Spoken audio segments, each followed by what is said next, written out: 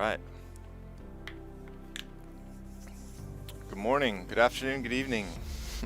It's very early for me. We're gonna do a little bit of ACC today, but no VR. I've been driving ACC on the screen just because it works so much better. VR is a pain in ACC, and I think I kind of got it figured out to where I like it, but every once in a while I think it's fun just to take a break and drive on the screen, so we're going to do that. I keep looking into online racing in ACC, and my safety rating I think just isn't high enough. It is that guy. Hey Viperian, hey James.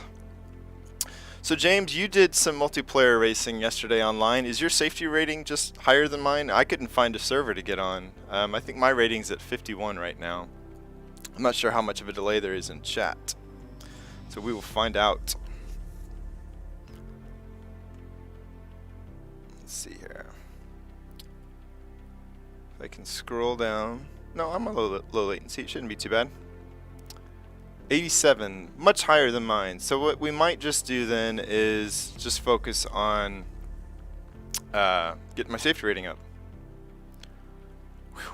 Man, I don't know what I have to do to get my rating up, but I'm way behind you. And why is my... This is also, forgive me in advance, this is kind of a test stream to kind of get everything figured out because I haven't done much streaming. I'm confused now why my game screen has the splash screen when that's not what I'm looking at. You want longer AI races? Oh no, to get my rating up, yeah. I've been doing like 15-minute sprint races, and it's slowly working its way up. And I know you've got to basically just stick to someone's bumper for them for your rating to go up. All right, well let's just see if this is going to start going here. I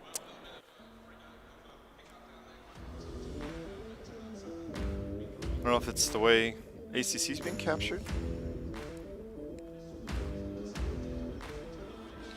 Okay, let's check out.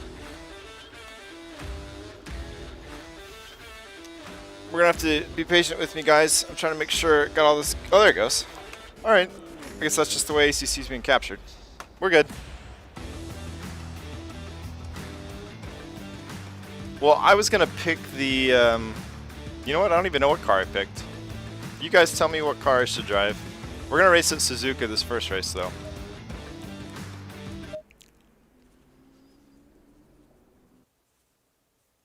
Yeah, I think for a while I was working on trying to get my rating up, and I didn't realize that it was all about proximity. I just thought it was about kind of like iRacing and not having incidents and either not hitting people or not going off track, but it's all about proximity.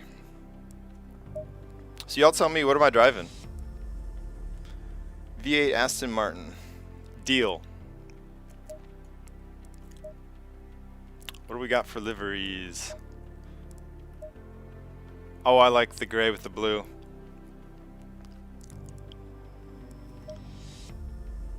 Oh, but this one has the yellow mirror cap, so obviously we're picking that one.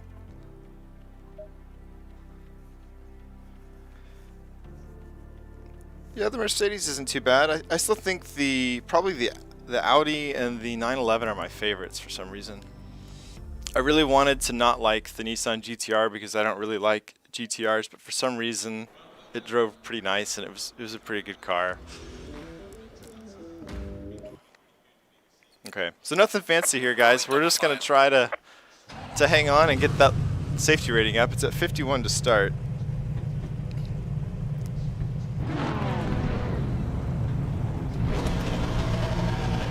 Can I? Here's a new one. No wheel. Or this is par for the course for me, right? All right, so I guess. Maybe I turned on the Fanatec wheel right after I started the game. Screen's funky again. Well, that's not good. There's something going on. So in Streamlabs, it didn't seem like there was a way to do game capture, which is what I usually record with in regular OBS, but for Streamlabs, it wouldn't let me. So I'm going to try to restart ACC. I may have not turned my wheel on in time for it to register with the game. I think the screen is going funky. I agree, Viperian. Let's see what we can do about this. I'm going to take you behind the curtain. If I can get this. Oh, it's going now. Let's see if it works now.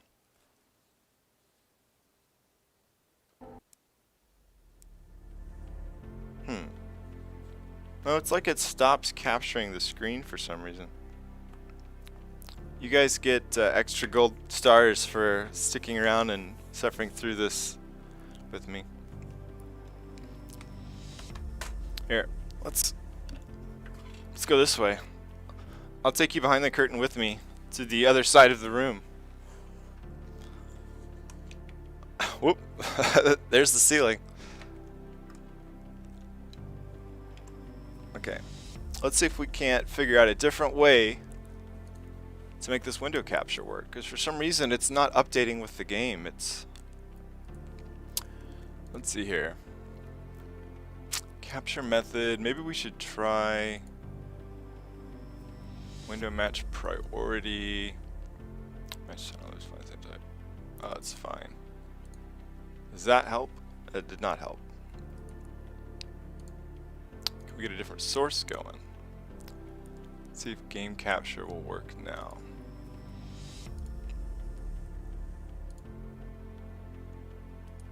And then properties. For some reason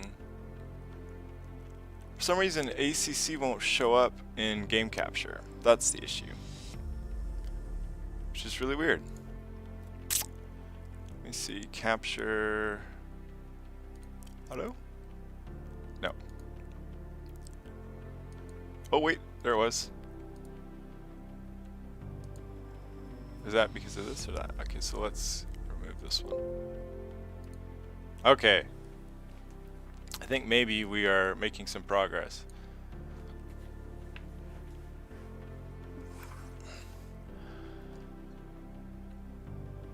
Oh, there's my hand.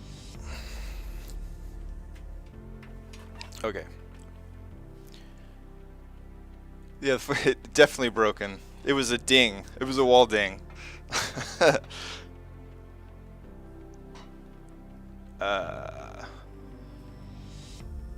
Okay. Keyboard.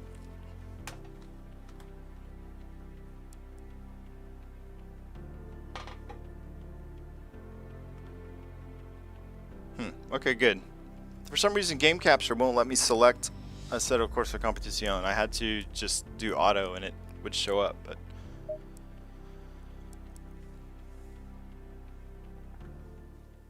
I do. I actually could use some more precision RAM, especially when I'm editing videos. I am scraping by with 16 gigs, which sounds incredible, but 32 gigs would be really nice. But it's also expensive monies. Okay, let's see. Hey, I have a steering wheel. We're in, guys.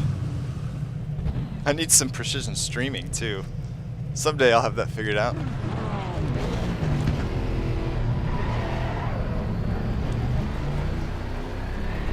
Alright. And y'all feel free to be critical if I need to fix other things on the stream. That's what this one's all about. Just trying to figure out how to get things sorted. So I guess we're starting in 8th out of 18.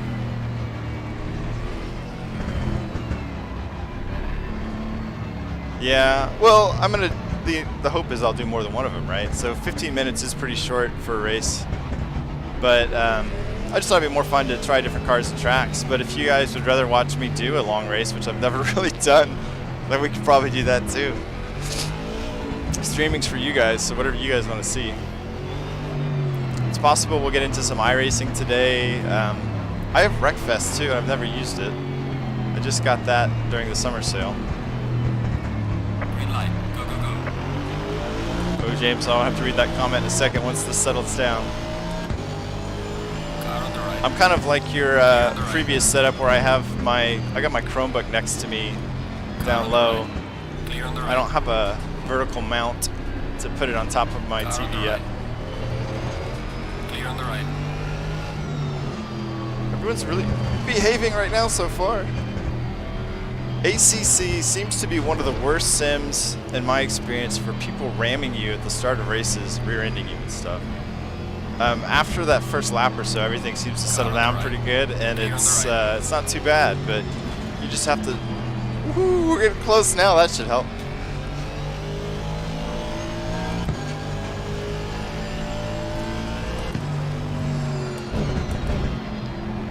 And I have not done any warm-ups or any practice on Suzuka in a while, so this is all from muscle memory going back to, I guess, Gran Turismo. I think this is a track that's been around in that series forever too, so I feel like up there with Laguna Seca, Suzuka is a track that I have many, many laps in.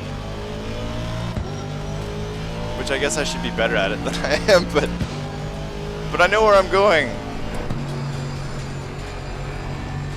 We'll wait for that straightaway here and I'll try to get to those comments.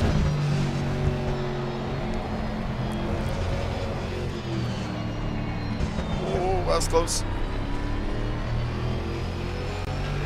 Alright, let's see what's going on here in chat. I didn't love the aggressive setup. You know, that's like, I've enjoyed ACC, but I haven't really, haven't dived into all those settings. It was only like a week or two ago that I think I saw a Jardier video or something where he was going through setup tips, and I know, James, you mentioned those brake pads the other day. I didn't realize you could change between multiple sets of brake pads. I don't think I've ever seen that in a sim before. I have seen people refer to aggressive sets, but I hadn't even looked at the setups to pick from default, so we'll have to give that a shot, Peppery, and thanks for mentioning that. I also need to turn the traction control down. Okay. Probably move the brake bias back a bit too. Whoop. Maybe not into the S's though. I shouldn't have done it then. Oh, well, there's one ding. Safety, I'm working on safety. I've got to be a little more careful. Gotta focus.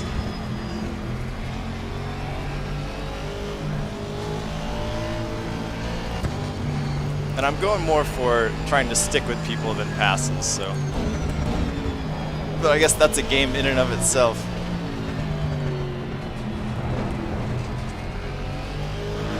Yeah, no kidding. No, it's up though. I think, did we start the race at 51? I did a quick race yesterday, and last time I remember looking at it, it was at 51. So we may already be improving.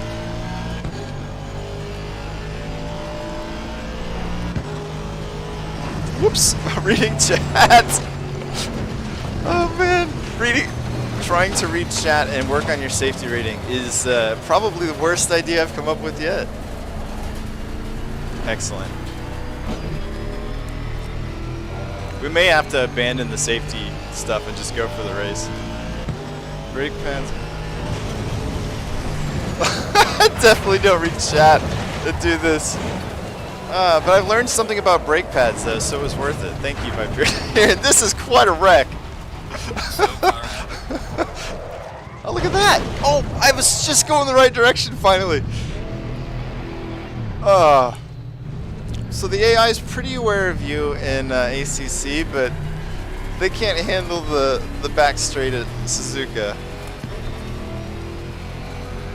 Okay, we're abandoning safety. This is a late charge. What can we do? How can we salvage this race effort? So I'm gonna get some rhythm here, and we're gonna go for a 17th to how far up the field can we get. We got 10 minutes to make a charge, so safety's gone, and we're just gonna go for it. Yeah, okay, I think I'm just gonna race. I did try a race last week where I set the difficulty down to like 80 or something, just so I could really try to, you know, stay right with the AI. But it was miserable because even on the straightaways, they were going so slow. I mean, the skill level shouldn't affect how far they push the gas pedal down on the straightaways. They should just change their, you know, maybe their braking points and their corner speeds or something. But I think maybe that's part of why I haven't had the patience to run a bunch of AI races to just milk my safety rating up. But oh, you know what? But ACC is just has that different feel to me than everything else.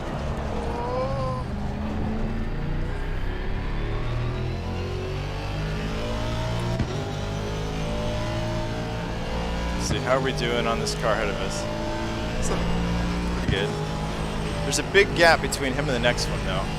Something weird must have happened to really spread out the back of the field here, and I don't know what that could have been.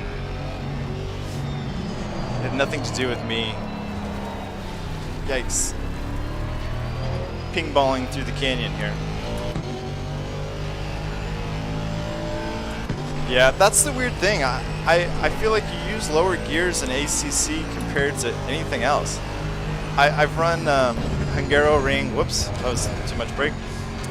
You know, in Racestream a bunch and on ACC, and the brake points feel really different, and the gearing is definitely different. I guess these cars, for whatever reason, have really tall gears. But you're right, Viperian, I should probably use first a couple times here.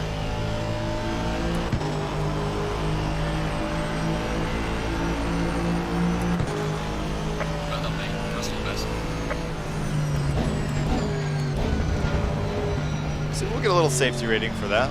Not much, because we didn't stick around long, but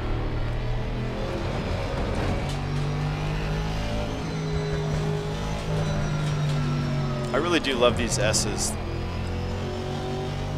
They're pretty good. We are halfway through. Keep it up.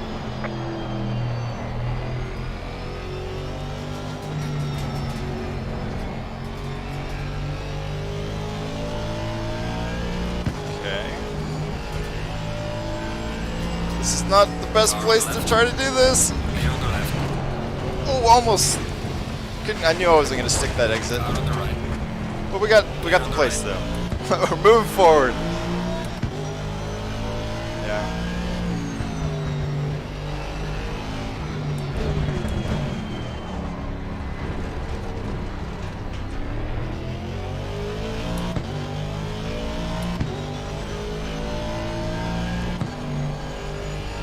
So I guess maybe a track like Monza is better for reading comments, huh? This one's pretty twisty.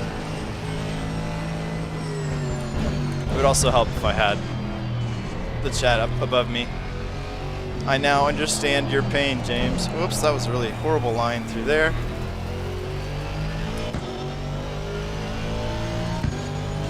Yeah. And it's always been interesting, and others have commented on it too, just how different ACC and AC feel. I'd love to hear, you know, how that happened, why that happened. It's not that ACC feels bad, it's just that it feels so different. And it was really frustrating when I first got ACC that the force feedback on the Logitech G27 I was using felt so bad for me in comparison to what AC felt like. I remember being blown away by the force feedback in AC the first time I used it.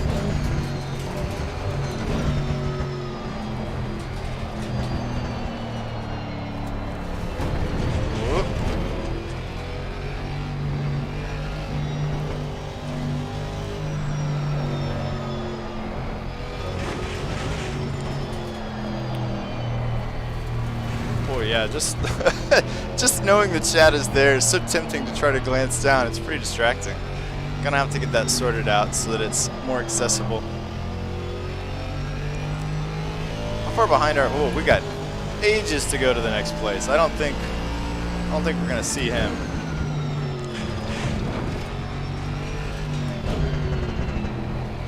See how much time? Oh, he's up there.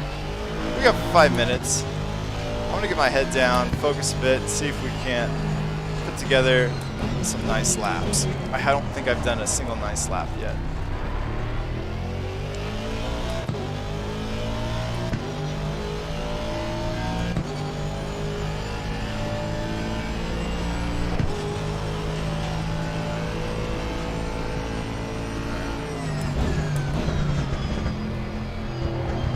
But Viperian, this is a great car. It's been a while since I've driven the Aston Martin, but this does feel really nice. I've driven the V12 Aston not too long ago, but now I'm trying to think if I've ever actually driven the V8. For some reason, this feels nicer. I forgot to focus on the car. It just feels so good. I wasn't even paying attention to it.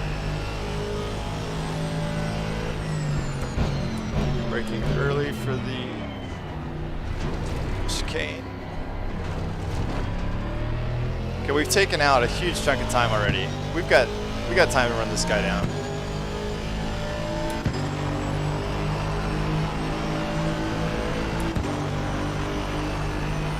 Okay, well, that's good to know. I really need to try those aggressive setups. Do that next for sure.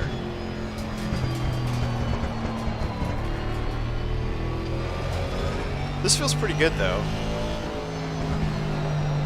But maybe it is understeering. That is kind of, maybe that explains one of my complaints with ACC too, is that everything has felt just so stable, and the default, you know, when you start the race, with this setup anyways, is that the traction control is cranked way up, and the same with the brakes bias is too far forward. The default setups are so conservative that, especially with all the nannies turned on, the cars just don't feel very alive compared to, you know, race room or something. They don't slide around as much because they're kind of, I guess, just being controlled by the computers too much. A little tight. So, probably don't have time to run anyone else down, but should be able to. Oh, the safety rating did go down, yeah. But we're not doing that anymore.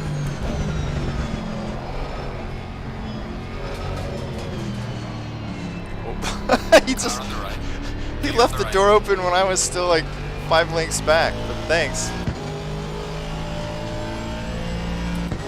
That was the least protected position I've ever seen. Much better. Just a light lift for confidence. Away we go.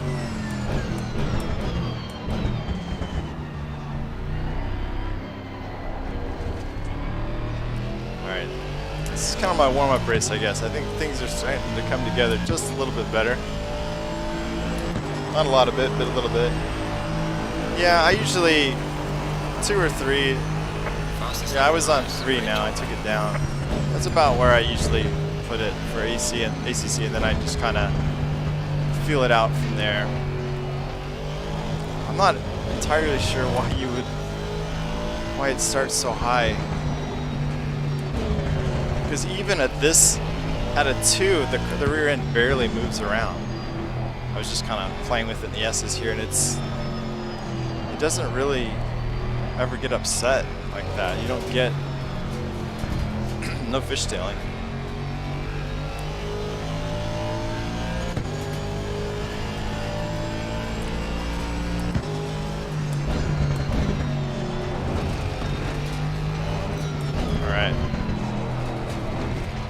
I don't know if he said that the leader was on the last lap yet. Maybe not.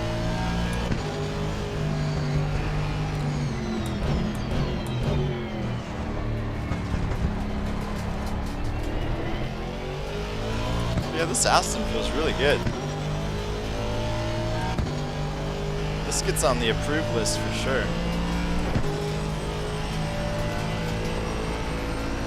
And I hate to say it, I might like driving this better than the 911.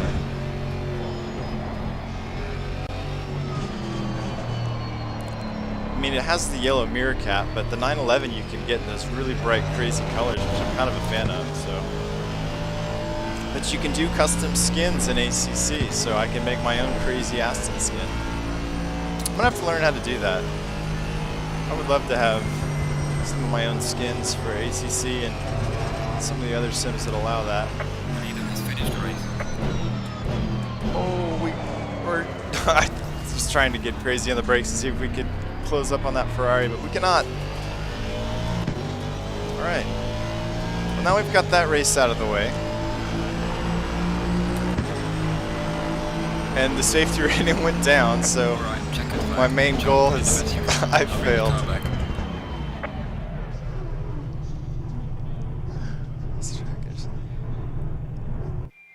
Yeah, there's a whole other aspect to ACC of you've got to really manage your sim stuff. I mean, all of your setups and the engine maps, and I don't. Maybe there's other sims that have engine maps.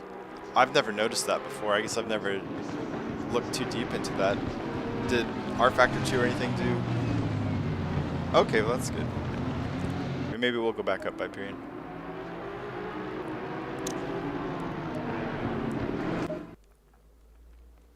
All right, so should I keep working on safety or should we just race?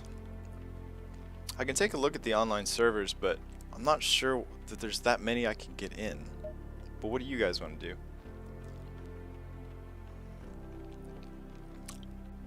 As I sip on my coffee.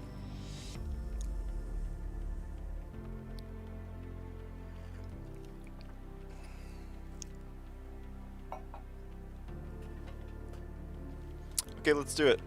With safety, okay, so we'll just race and we'll ignore the safety. We won't make it our main goal.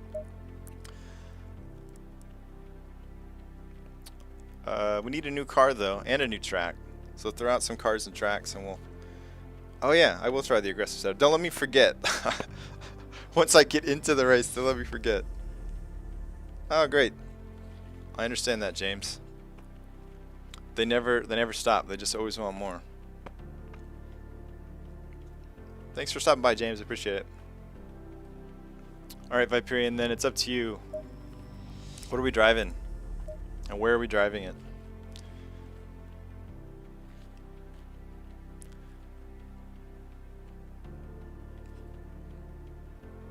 You know, I've never driven the Lexus. Let's do it.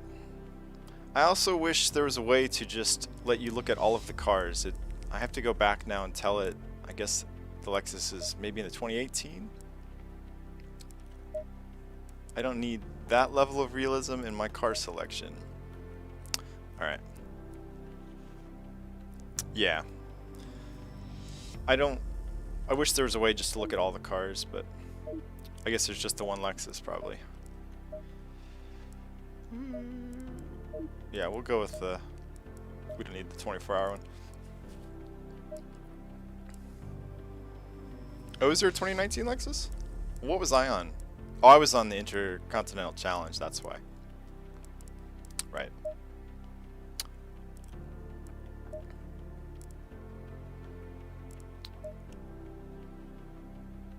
And this one has a tiger on it, a cougar. Oh, we'll go with this one. That looks good. Belgium. Zolder's a good one. I don't know why Zolder just populated itself. Should we go to Zolder?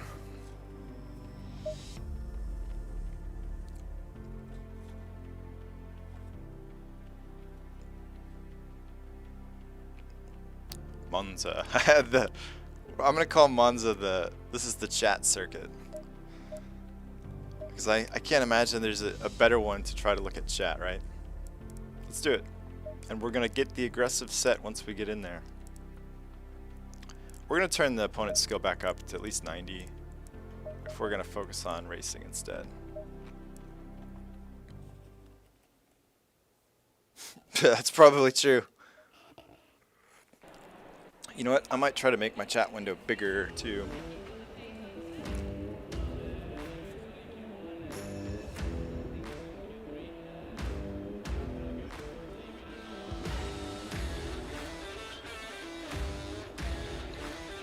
Okay, so the setups. We're going to setups. Okay. Potentially faster lap times. That sounds right. Potentially faster. Potentially a disaster too. All right. Now my understanding is around, what is it, 28 psi hot, 27.5, 28 psi is what you want. Oh yeah. I wish for like this sprint race races that they would just kind of, you know, manage the fuel and stuff for you. Oh, 62 liters. We don't need 62 liters. I have no idea how much we need though. Let's go down to like 40.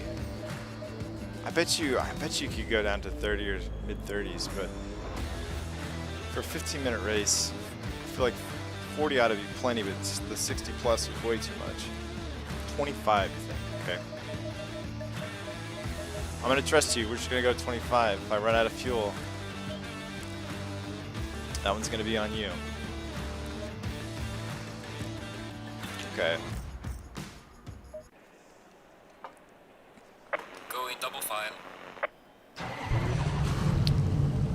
How do you feel about Monza, Viperian? I'm not the biggest Monza fan.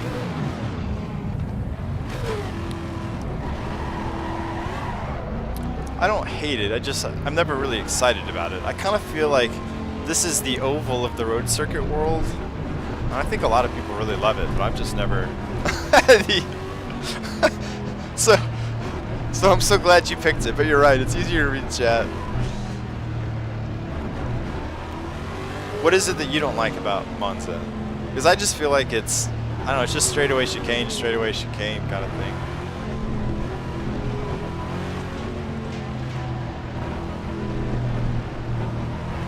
Green light. Go, go, go.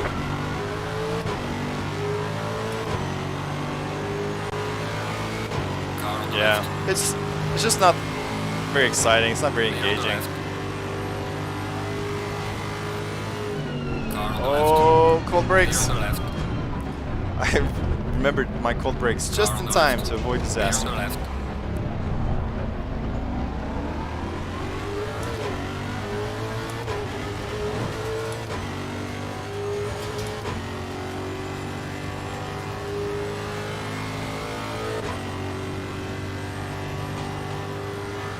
Now, I'm not familiar with the Ascari. Oh, is that... Oh, the Ascari's one of the corner names, isn't it? I say that, and then I just remembered.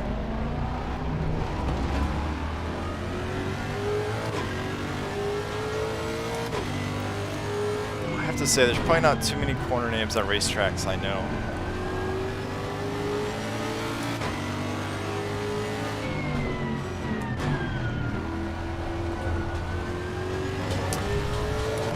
Have you done any real-life track driving, Viperian? Autocrosses, road courses?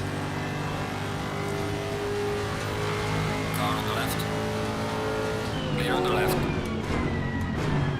Car on the left. Oh, Clear on the left. we're not... Thanks, Mr. Audi. I guess my spotter did warn me, though. Okay. Yeah, I just... For some reason, I did actually remember that there was an Ascari corner at Monza.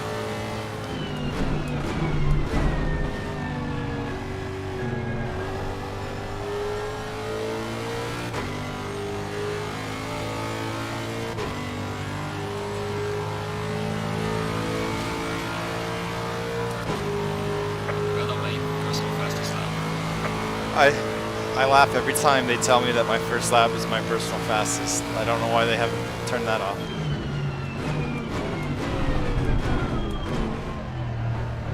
Oh, we got way too far inside. Clip the sausage curb.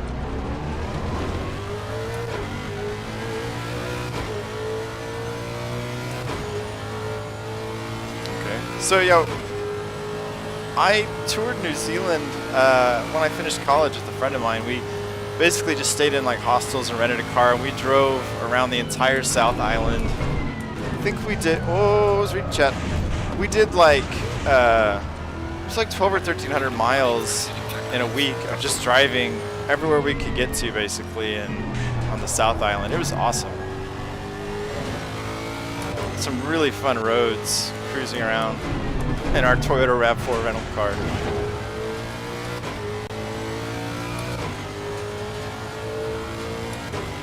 We didn't make it up to the North Island, though. Okay.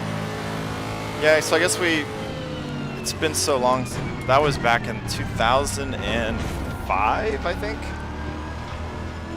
trying to remember. We flew into Christchurch, I guess, and then worked our way down to Queenstown, and we did the bungee jumping and the canyon tour and the jet boats.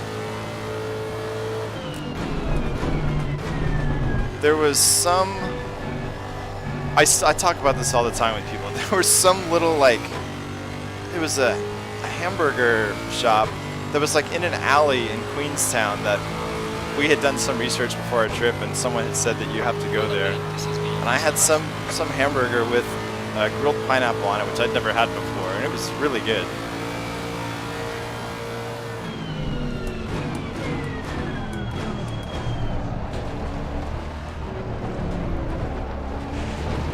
Now I'm just replaying my New Zealand trip in my head instead of racing.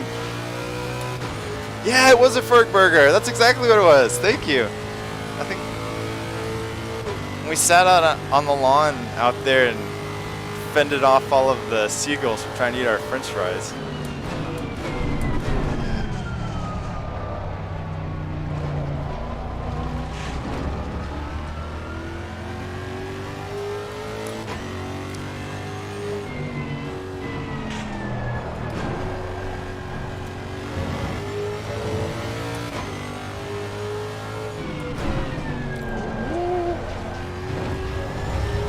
Alright, so what's the gap here? Like 2 seconds?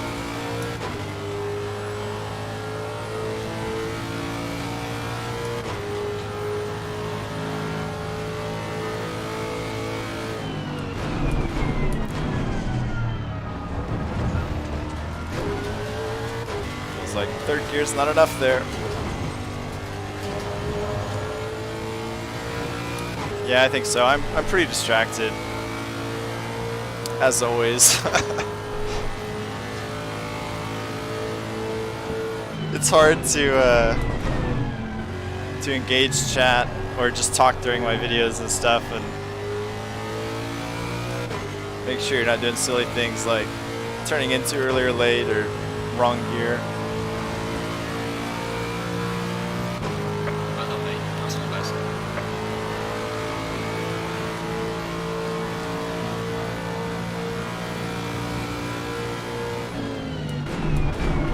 A little bit late on the brakes.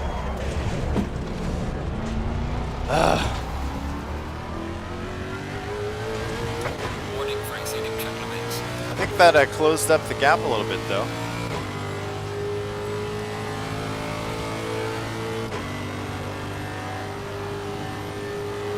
So this chicane, is it first gear for the first chicane? Probably. Yep, it is now. At least with a bad line it is.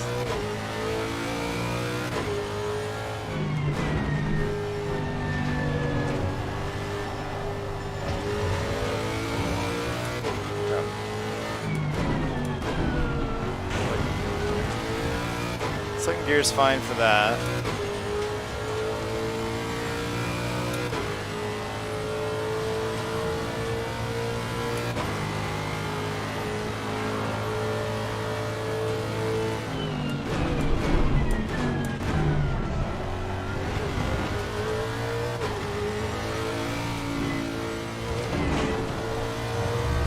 Probably stay off the curb on the exit of that chicane. It's pushing me wide. We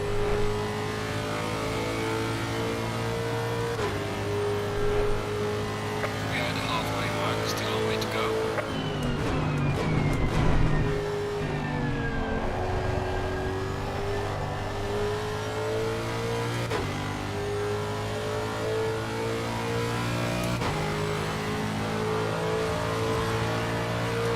On the exit of that last chicane. That's something that I feel like most of my sim racing career I've been overly conservative with curbs and runouts, and always tried to stay away from track limits, but I think you can be way more aggressive than I was. I'm getting better about that and really using the curbs on inside and outside of corners.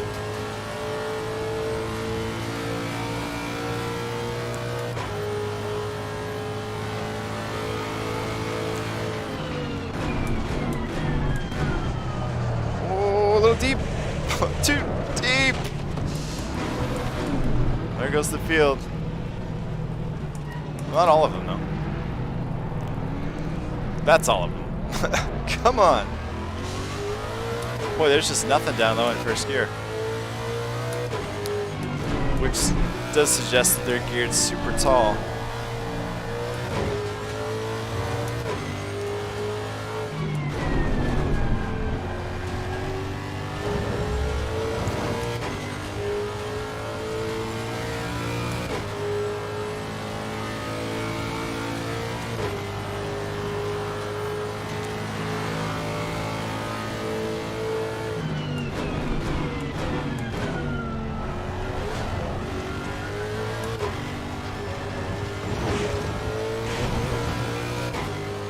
That was an interesting line through that corner.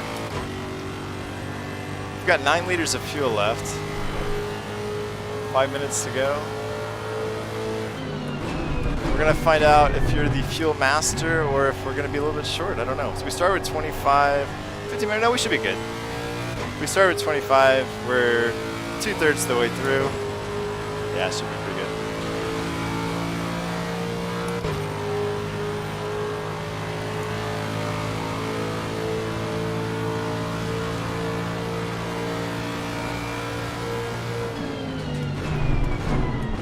So wait, I'm trying to remember where you said you did your driving. Did you say you did some over here? A couple of U drives. Oh, in Thruxton, right? Okay. So what is a U drive event? Is that like? I wonder if that's what we call a track day over here, where you bring your own car and you drove, or are you getting to do some kind of like guided experience and like faster cars or something.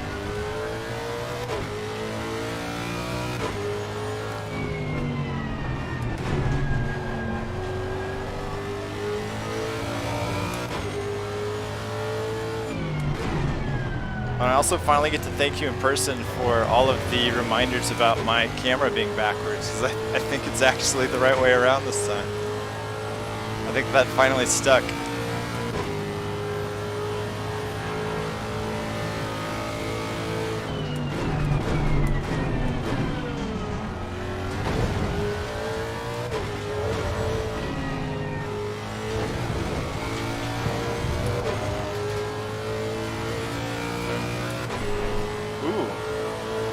Oh, super cool.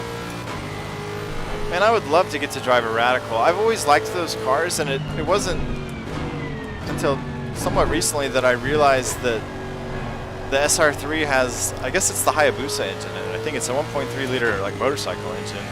For some reason, I always thought the Radical was a bigger car than it is. I thought it was more like a P2 car or something, but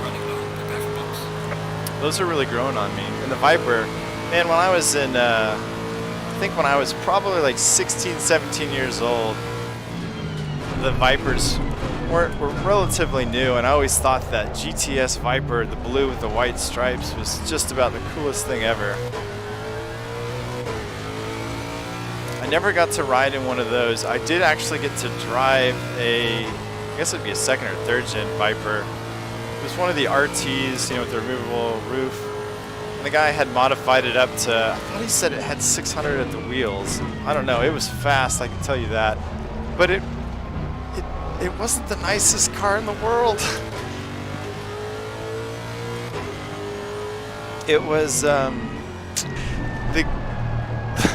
gear shift in the one I drove was like moving a stick through a box of rocks. It didn't feel nice at all. And it was just a huge car too. I usually like smaller cars in real life. Yes, is there a question? Oh, you're waving. I thought you were waving. I thought you raised your hand for a question, Viperian. Hey Todd, welcome. We're suffering greatly through ACC.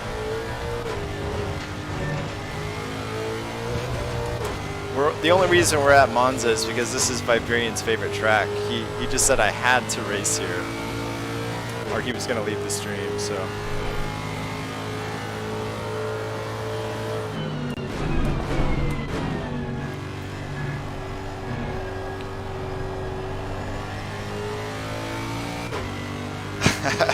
Okay, fine. To be fair, Viperian hates this track, but he did pick it.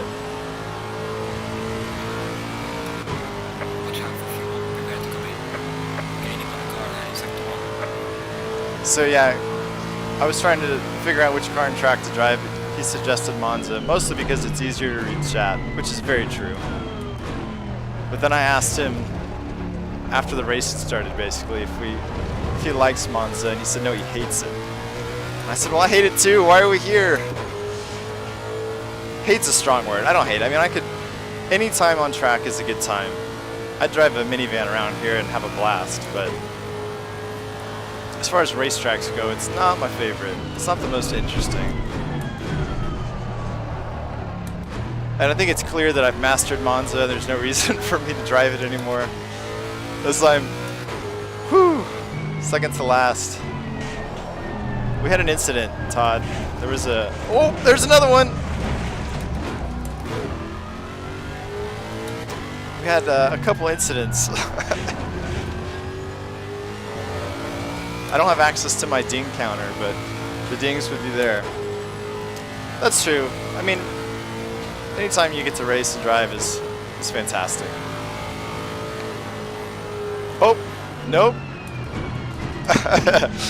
This one's on you, Viperian. I don't know if you can see it in the stream, but there's a little number up there by the fuel, and it's 0.0. So we needed, I don't know, another liter might have done it.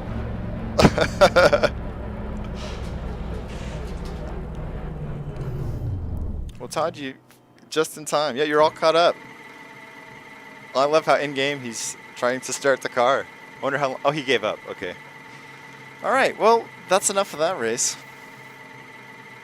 Well, Todd, you're up. What should we drive? Where should we go? Do you drive ACC, Todd? And if so, what's your favorite car? As I take a coffee break. You were nearly right. That's true. It would have been nice if you had erred on the slightly too much side, but you know, I was actually about to just make this unbelievable charge, and I was going to get a podium finish until I ran out of fuel, so that's on you.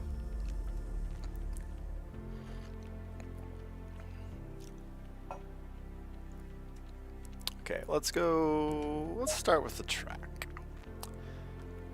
If we have to consider straightaways, God, I love Brands Hatch, but that's another one that's not probably great for keeping an eye on chat. Kalami, I know Laguna Seca well, at least. I have no excuses for performing poorly there. If you want to see me hit a bunch of walls, we could always go to the mountain.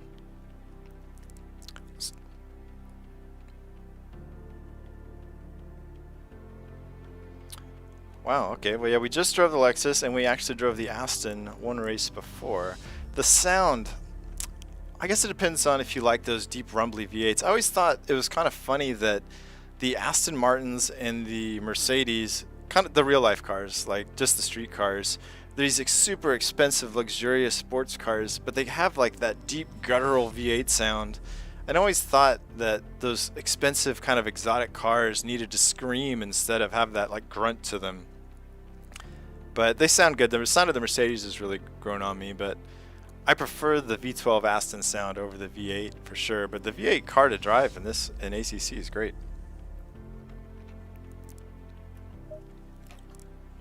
Okay, so we've driven the Lexus, we've driven the Aston. We might have to go to, you know, I've never driven the BMW. Is that the only car left that I haven't driven? It could be. I've even driven the Bentley.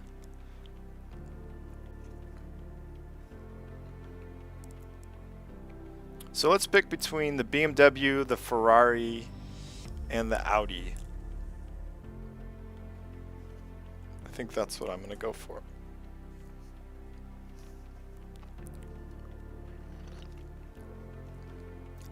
I wonder if I can dangerously prop my Chromebook up here. I bet I can. Or maybe I can reach out a bit better. Oh, except, no, it'll wiggle off. Not a good idea. Oh, look at that. Cool. Yep, let's do it. Schnitzer, maybe?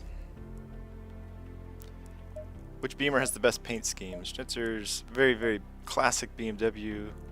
So is this. Are they all? Meister Merit. Okay. And the Welcome House. Okay, we'll go with the blacked out. Oh, awesome, Todd. I'm glad. I was blown away at how much better that feels compared to some of the other ones. I'm doing everything I can to get as many people to try that file, because I really think it makes, you know, if everyone has whatever feelings they have about force feedback and racing sims, and which one's their favorite, but I think that really elevates Project Cars 2 up high enough that it should be something that you can drive. You know, if your friends or you just want a change, you want to jump into Project Cars 2, there's no reason not to now. I feel like before people had kind of a legitimate reason or excuses to say, no, I don't want to drive that. I really feel like that's engaging enough that you should just get in there and play some Project Cars 2. I'm really looking forward to doing some of, usually race on Sundays with RVR Closet. If you haven't seen his channel, he streams them all on Sunday. But I actually might be streaming those on Sunday because I think he's on vacation. So that's part of why I wanted to get this stream going, just to try that out. But yeah, I feel like that file is good enough that there's no reason not to get in there and give it a shot. What do you say? Is it raining at Laguna Seca? We could just do light rain.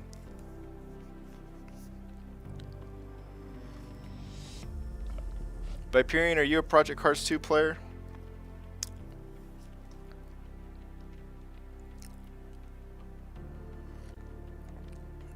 How about no? Oh, on the rain?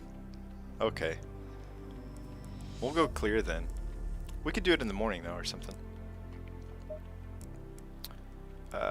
Where is... Here it is. No, it's sorry, it just was. Where's the time? I think that's under here? Yeah. Oh no, it's a no to the Project Cars 2. And you were right to do it probably. But have you tried it with... I know you haven't then. You need to download it again and get the Pops Racer force feedback file and give it a shot. Which wheelbase do you have, Viperian?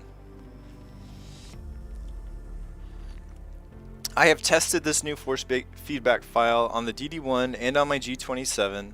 I have given it to someone who tested it on a T300.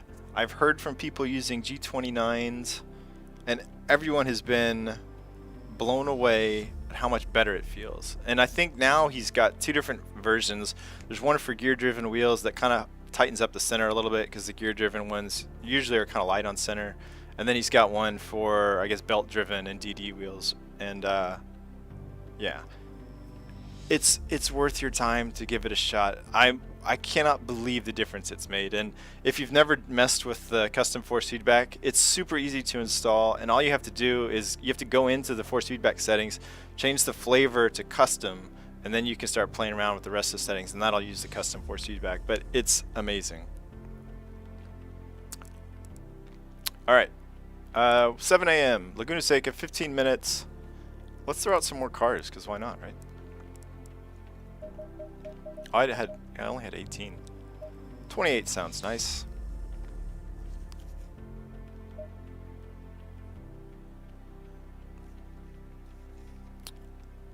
So yeah, I say you should download that again, Viperian, give it a shot, and I bet you will at least like it enough to be able to play it, you know, as a break from something else.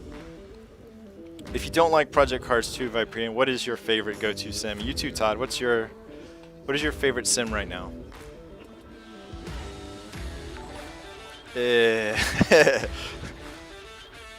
Alright, but someday you'll be bored. You'll be stuck inside and you'll be, oh, fine, I'll download Project Cars 2, and you will thank me. There's so much good content in Project Cars 2. I wish some of the tracks that are in Project Cars 2 were available in these other sims. Stay in double file. Okay, we're in the giant Beamer. It's a nice bright sunny morning.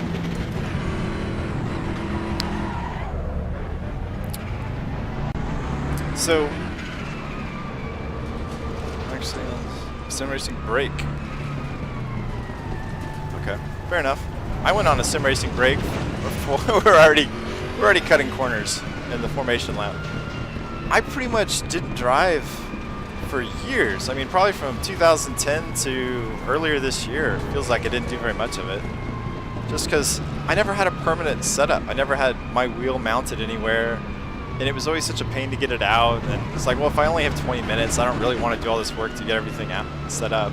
Oh, we didn't change to the aggressive setup. Let's do that. And check fuel too. Let's do that before we actually start the race.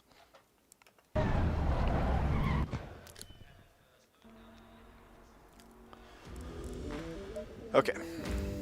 Aggressive. Fuel. So 62 is too much, 25 isn't enough. We're gonna go with 30 and have plenty.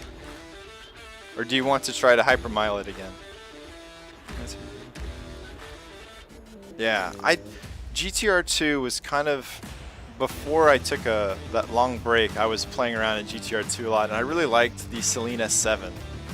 And I actually got to see a real Celine S7 just parked at, there's this shop where I live that works on all kinds of fancy cars, and someone I knew was an instructor at the racetrack, and he had a 996 generation GT3, and he was going to go pick up some parts for his car or something, and he invited me to go along with him.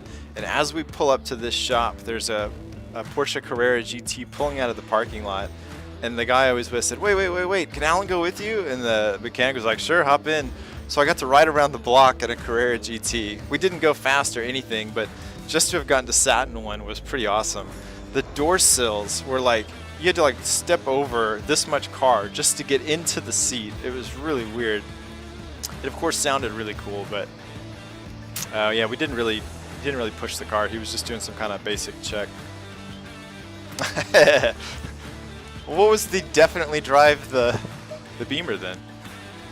They're all cars. Fine. Wait, I thought I already picked aggressive. Did I not save something? I'm not sure what happened there. Oh, I see. It just reset. I gotcha. Okay. We're good.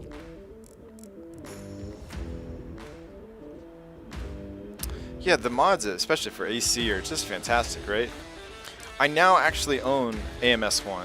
I bought that in the sale as well. Going double file. But I haven't driven it yet. But AMS2 is great. I'm having so much fun in AMS2. It's usually pretty wacky. Every once in a while, it's some really quality, AI racing moments and stuff. And I have raced AMS2 a little bit online with some friends, and that was fun. The underlying physics in AMS2 are great. Force feedback feels nice, and I'm sure it's probably better off in multiplayer right now than it is against the AI. But I think in the right car and track combination, the AI is pretty good in AMS2. But it certainly has some growing pains. And there were so many wrecks in that version 1.0 video. I didn't even highlight them all. I mean, with the AI wrecking themselves. And of course, I was making things hard on them at times too, but there was, half a dozen times when down the track where I, wasn't anywhere near them, they just obliterated each other. It was pretty awesome. Oh yeah, cold brakes. Where's my fuel number in this car? I don't even see it on the dash. I think I can change that. Go. Maybe? Alright. Oh yeah, turn the traction control maybe to 3. Okay. Car on the left. Clear on the left. Car on the left. Clear on the left. Alright, so if we can bank some safety and have a race, that would be perfect, right? It's like the dream scenario. This car feels so big. I don't have a feel for where its limits are. Oh, it feels very stable though.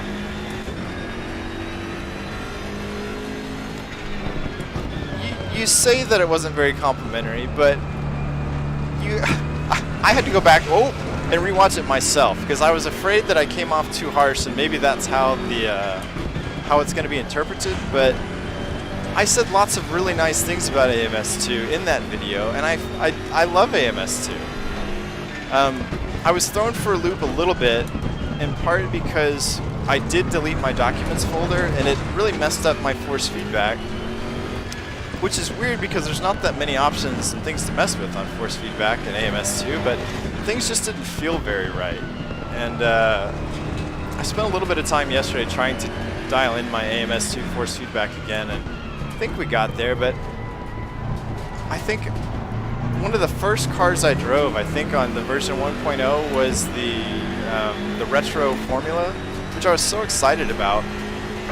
And I don't know if you guys have tried those yet, but they didn't feel very good. And the weird thing was I remembered yesterday too that Project Cars 2 has those formula retros, and so I loaded one of them up just to kind of do a back-to-back comparison. And the formula retros in that car, or in Project Cars 2, felt the same. So maybe that's just how those cars feel. The steering was like off-center, was really rubbery and just didn't feel like anything. I don't know. It may just be that that's how those cars drove. I don't know, but it didn't feel nearly as engaging as the force feedback and a lot of the other cars, because I've had really no complaints with force feedback in AMS2. It's been really nice. Yeah. But no, the message that I want to convey for AMS2 is that there's so much promise. The physics feels great, the force feedback feels great. Really, it's just I think the default suspensions for the cars need some help. I didn't like I've driven too many cars, and across all of the versions really, not just version 1.0, where where the cars really skip and hop across the pavement. And I'm sure it's a suspension tuning tweak that would fix it. And it's probably not that hard to do, but I'm not a suspension engineer and I can't quite figure it out. I've tried, I think I tried stiffening up the high and low speed damping, like for example in that Ginetta prototype that was in the video. And I think that helped some. It reduced it a bit, but I have a feeling that if the people who know how to tune suspensions can get their hands on that, make a few tweaks, and I bet you it drives like a dream. So I'm not like super worried. It's not that the game is broken or anything like that. It's just that the default setup isn't ideal. I think it's a little bit too far away from what I would, kind of expect as a baseline setup. I feel like that was kind of one of my complaints in iRacing, is the baseline setups in iRacing, at least back when I was really driving it in like 2008, were so far off of like a nice, stable, friendly car for a beginner to try out that I got frustrated with iRacing.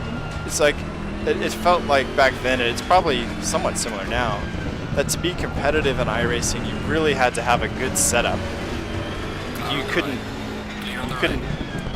do really quick lap times if you were working off of the base setup.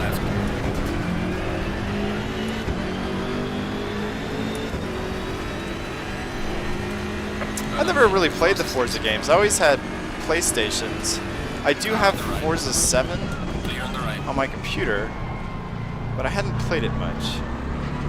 Again, in part because for me, talking about bad force feedback, I could never get anything I was real happy with in that, but I was actually talking with someone about Forza 7 last week, and it may be that I need to get back into Forza and play around with it a bit. Oh, AMS2. Well, someone said Forza. Oh, Fixed Horizon. I thought you said Forza Horizons. I saw the F. Yeah. I haven't messed with the Fixed Horizon stuff. But we can turn it on right now if you... Whoa. Guys, that's not good. My chat monitor just went to sleep. So let's pause and get the chat monitor back on. I didn't know it would do that. It's even harder to read the chat when the screen turns off. But I guess that's the nice... Oh, I can do this on the wheel. Excellent. Well, that was disappointing.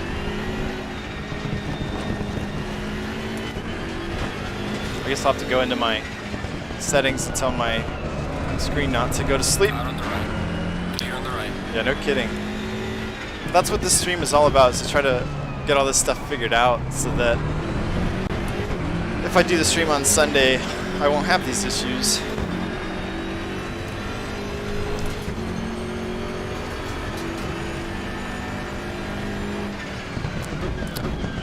Whoa, deep into turn 2. So, yeah, I'd been a race car nut my whole life, and my dream was to, get to drive on a racetrack someday. And this is actually the first track that I ever got to drive in real life. It's Laguna Seca. My father-in-law is a big car nut too, and not too long after I got married, we took a guys trip out here and did a one-day class with Skip Barber. It was pretty awesome.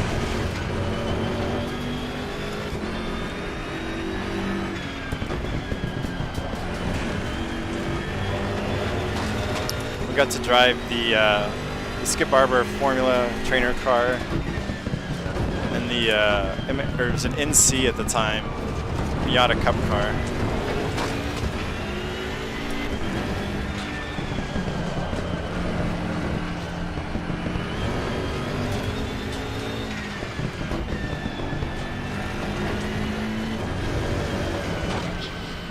Yeah, this is a big car.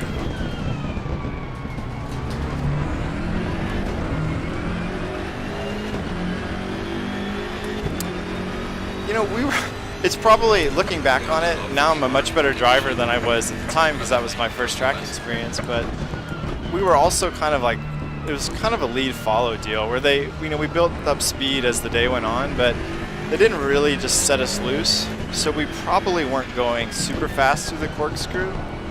So I wasn't really, I wasn't bothered or scared by the corkscrew, but maybe I would be if I was doing it at higher speeds. But what you can't see on TV, and I watched a bunch of the American racing stuff, so I'd seen races at Laguna Seca a lot, and I'd driven it a ton in Gran Turismo. But what you can't really appreciate on a 2D screen is the amount of elevation change. And I think they said that from the top of the corkscrew to the start-finish line is the equivalent of a 10-story building. It's just a massive drop-off.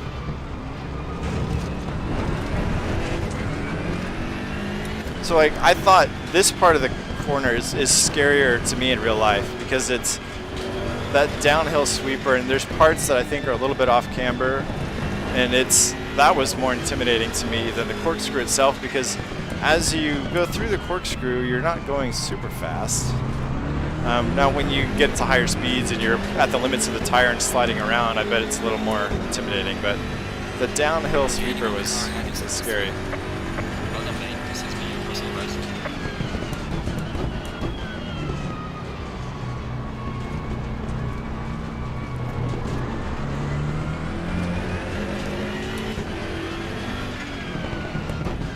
My respect for James and Gamer Muscle and whoever streams and races and tries to chat. Hats off to you guys. This isn't easy.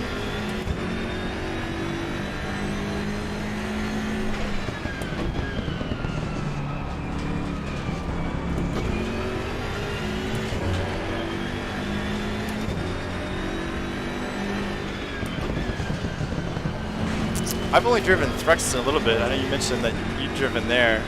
It seemed like I think if it's the right one I'm thinking of, it's kind of like a ring almost, and it's very fast, right? Oh, too wide through the corkscrew. It's always a recipe for safety. Oh, there's a little nudge. Clear on the right. I'm about to say, oh, there's another one. Clear on the right.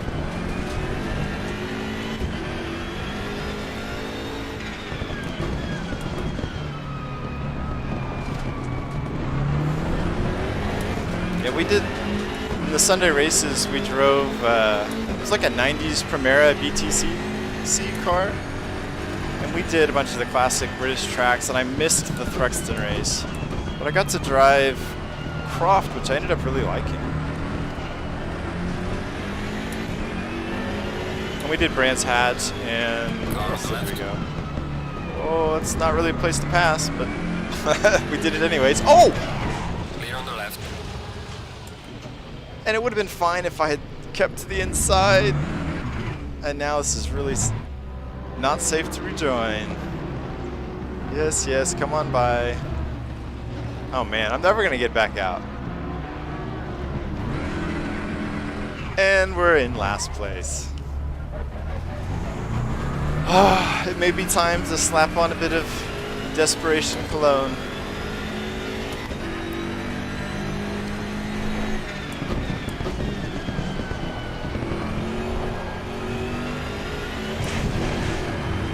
So I wouldn't blame the AI for that. I think it's possible that that could have been done where the AI knew I was there and could have either yielded or given me a little bit more room, but that was really my fault. I just needed to stay in my lane a bit more. I could have avoided that one. I saw on the radar that his nose was just at my left bumper.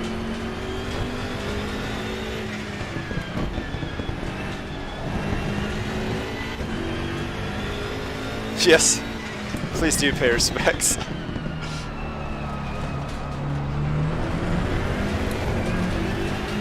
How much time is left? 2 minutes. Not enough time to do much of anything other than maybe not get last. So the not last challenge is active. Oh, it's pretty deep.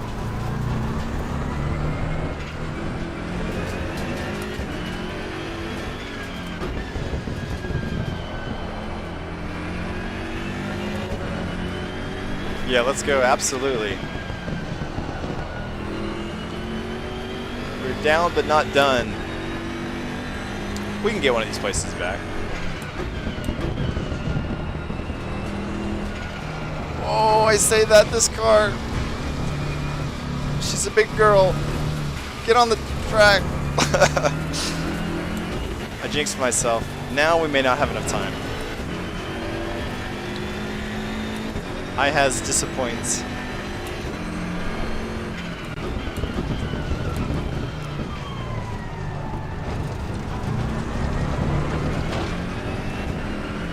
So I feel like I'd rather drive this than the Bentley, but I'm not loving this car. It feels pretty stable.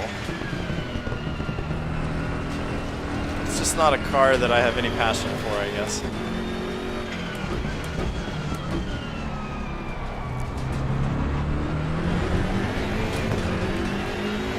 So depending on where the leader is, we might get 2 laps. If we have 2 laps, there's a chance. So hopefully we got 2 chances at this. Man, my brakes aren't braking. Adjust the bias back a little bit and see if we can get a little more brake out of the car.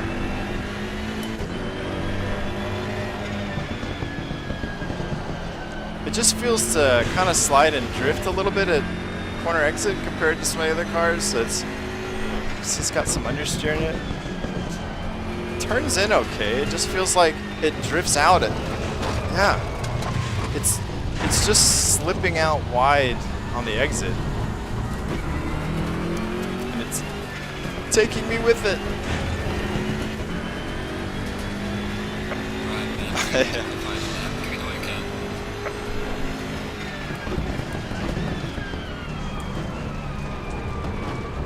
Yeah, the turn-in's actually pretty nice. I'm not having understeer at turn-in, it's just the exit, so maybe just need to be more patient with the throttle on this car, I guess.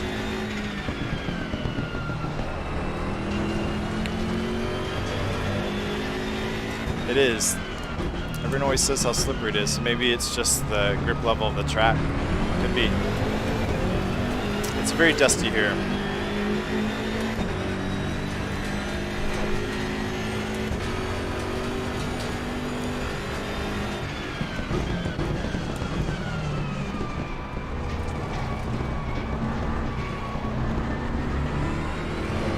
So I think I'm too far behind to I know I would have gotten one of those places if I hadn't.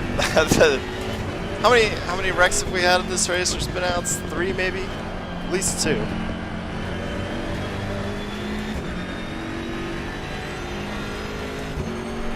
I will say that this car doesn't feel very nannied though.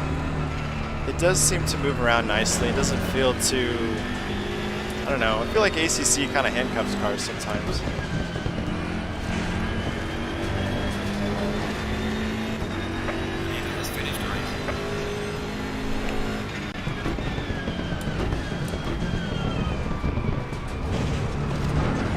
Tight in there.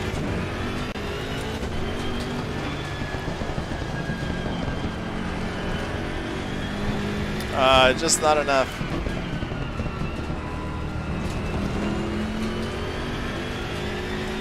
Catching up fast, but not fast enough.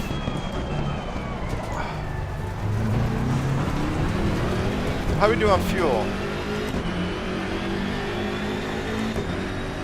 I don't know. I don't see the fuel on the dash. I was curious how that worked out after the last race. Is it a? Can I change this on the HUD? I think I have 2 liters left. For the record, 30 left me with 2.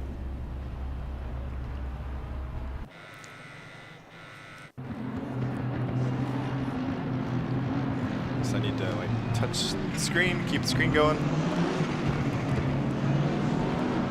This isn't I'm not winning races and I'm not gaining safety, so yeah, I found it eventually. I think I had different HUD stuff set up. I think I turned off a lot of the on-screen HUD stuff. Yeah, I couldn't remember if I had the multifunction display map to buttons. I have some HUD stuff mapped, at least. Okay. Where can I be successful? Where can we do something good? I would have thought it would have been Laguna Seca, but I know Misano all right.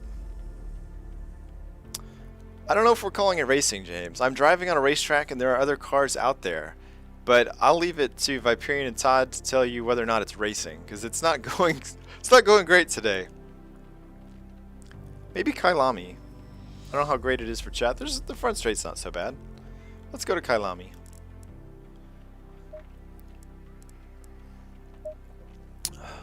Let's drive.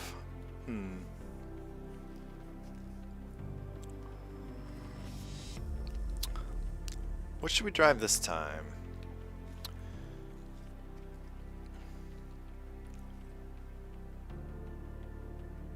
That's true. We're just testing. Trying to see what we can get away with, and it turns out that driving way off the track and hitting walls is outside of the limits, but we've figured this out now and we know not to do that again. You'll probably never see that again on this channel. I think we'll stay well within the limits at all times.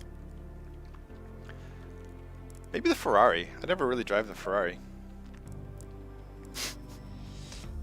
And that is an excellent way to put it, Viperian. I like that. Oh, that was kind of cool. Let's do this one. Okay. Now, despite everyone's best judgment, we're expecting a good result in the rain at Kailami. I'll cut myself a slight break on the AI difficulty. What could possibly go wrong?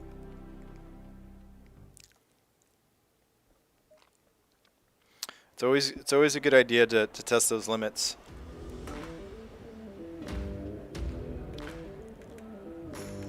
Be like Magellan out there, searching for new land, all the way around the world.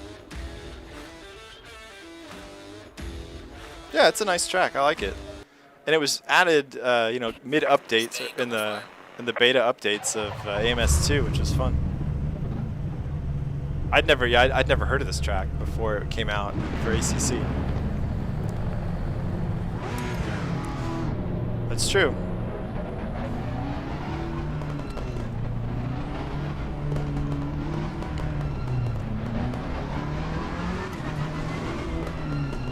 just light rain. In my experience, we didn't change the setup, we didn't change the fuel. Viperian, I thought you were supposed to be on top of that. So let's restart.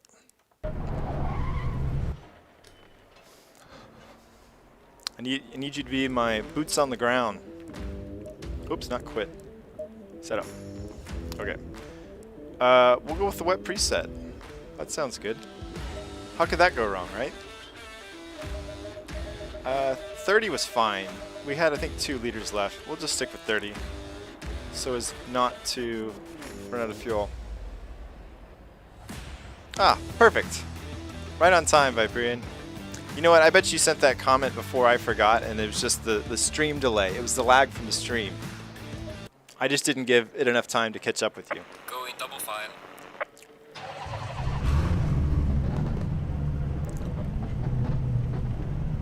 Oh, TC. I don't know what to do. Any suggestions for TC in light wet conditions? I think I'm going to leave it at 7 for now. I bet you we can turn that down a bit. But this is the car that has the what is it, like the TC cut too? I don't even know what the cut does. Chat, save me. What does the TC cut do on top of the traction control? Oh man, I couldn't even get through that corner with the traction control. Or maybe that was the cut that was messing everything up, and I don't have that bound, so I can't mess with the cut. Car on the right. Clear on the right. Okay. Try to give them some room. Again, if we can do the dream scenario of earn safety rating and have a good race, that would be nice. There's a really nice train forming, the conga line.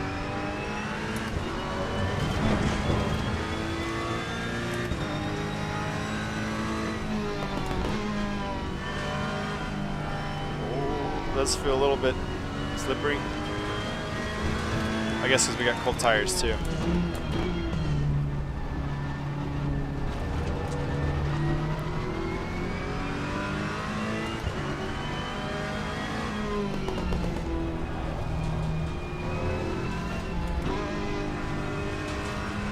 TC cuts for when you're losing traction sideways. Normal TCs you're losing.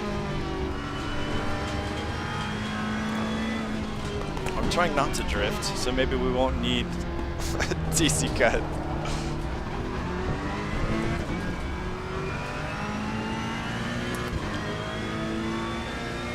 Okay. Well, is the Ferrari the... Oh, am I getting... That was weird. It's a really weird feeling that just happened there. Is the Ferrari the only one that has the TC cut?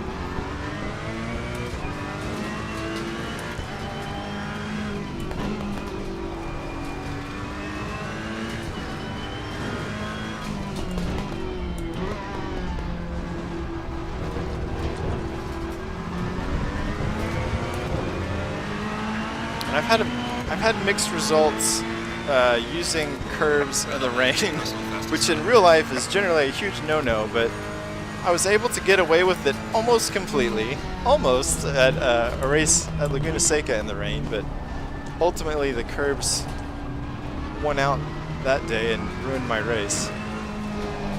So I think I'm going to try to stay off the curbs here. I'm sure I won't be able to do that.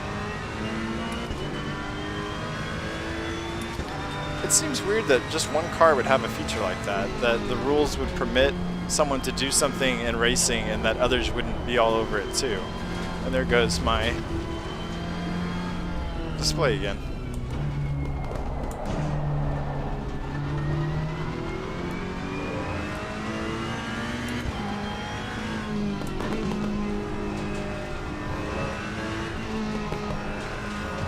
Starting to get a little bit more comfort in what the car is doing in the light rain.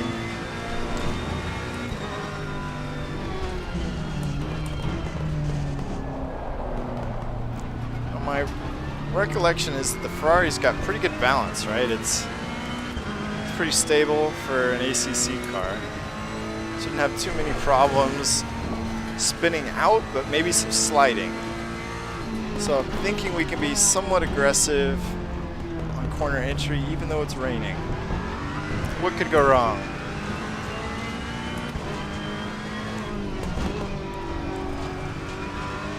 There's those curbs I said I wasn't going to use. I will pay for that eventually if I keep doing it. There's more curbs. Well done, mate. That's all best. Yeah, so the Ferrari may not be the only one with that feature, but they don't all have it. That much I'm pretty sure. Which again just seems weird at this level of racing. If you give someone something that could be construed as an advantage, I can't imagine why they wouldn't all have it. Oh, I didn't want first gear there.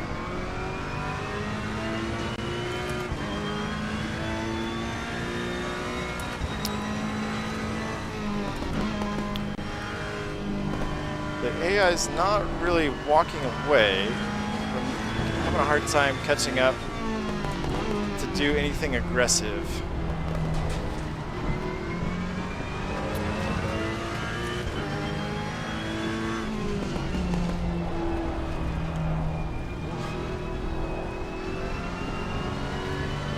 Yeah, the track grip in the light rain is pretty good in ACC. It's not. This isn't a dramatically different experience from the dry. I mean, it's not fundamentally unstable compared to a dry track. It's just you do have to be a little careful. A little tentative going into these braking zones and corners. Got a nice run down the hill. Car on the left. Clear on the left. That was a Desperation Cologne sponsored maneuver.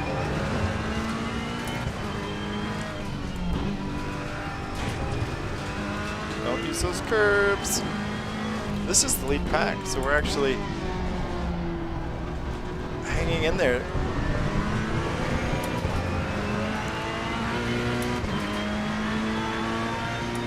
That's possible, Well done, mate. but I feel like So far. unless you need a separate control module for it, and even then it wouldn't add very much weight, especially if it was a feature that might save your bacon on the track.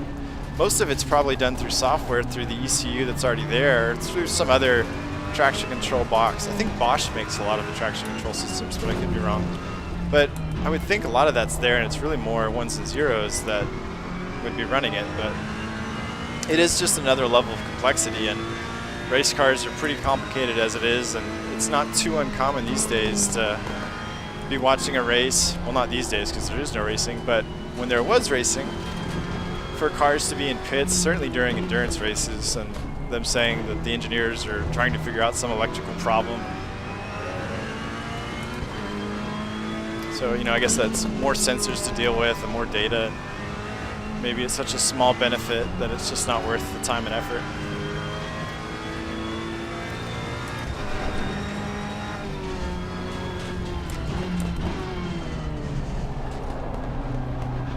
Okay. Oh. Got the power down earlier than them, but then I had to breathe it just a little bit. Oh, he's stopping. They're all stopping. Car on the left. Did I not? Clear Oh! Oh! I thought we were about to get away with that, but nope. Bummer. Go, car, go, go, go. Oh, the tires are roasted. I just now noticed the tires are in flames despite the rain.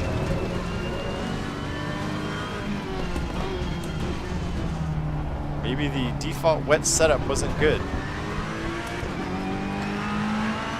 Yeah, I'm right there with you, Todd. That's part of my complaint with ACC is it's just there's so much assistance going on in the car that it kind of removes some of the, I don't know, the pure enjoyment of driving a car. I want it to slide around and wiggle, and I want to have to be careful with the throttle.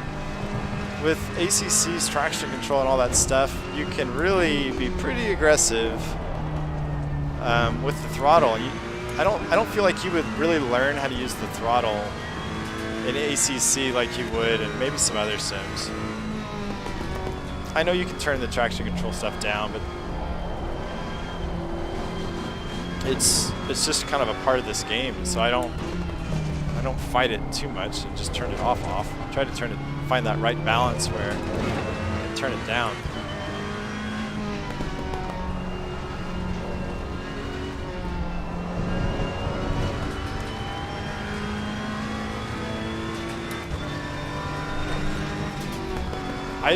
I think we must. I don't know what the default wet setup is, but it's it's got the wrong tires for light rain for sure. I don't know how I missed that earlier. They're like bright red right in my face, but these tires are definitely unhappy.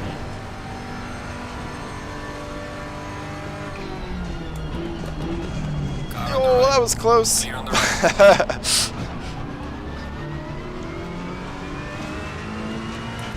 So I think the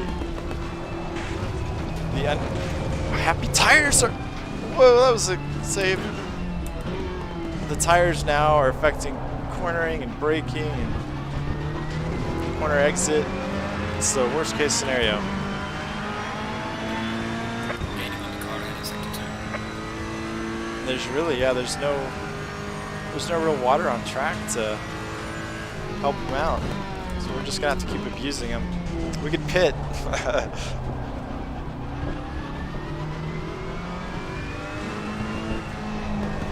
Probably should have just messed with the setup manually and not gone with the default. But yeah, these hot tires are really... Yeah. I'm trying to remember, they are supposed to be... The PSI is supposed to go up for the wet tires. They do run at higher PSI, I'm pretty sure, but not 35. I think it might be just over 30. Seems like it was a couple pounds over the slick tires. At least according to the info I was looking at.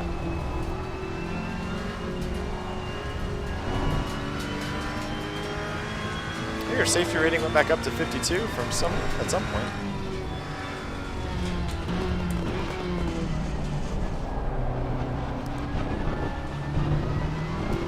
Okay, well, despite the liquid tires we have, gaining on a couple cars.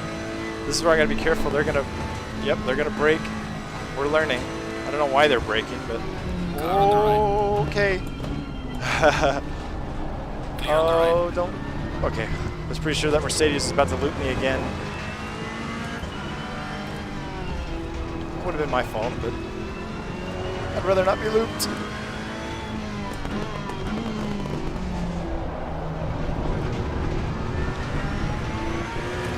Okay, we should be able to get this Nissan down into turn 1.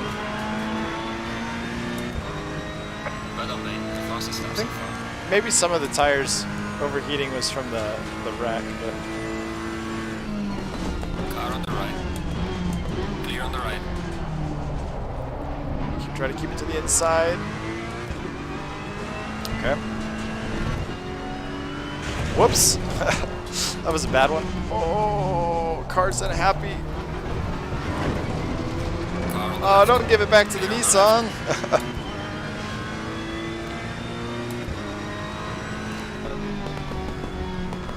I just had one of those brief moments where I forgot where I was on the racetrack, but we're back under control now.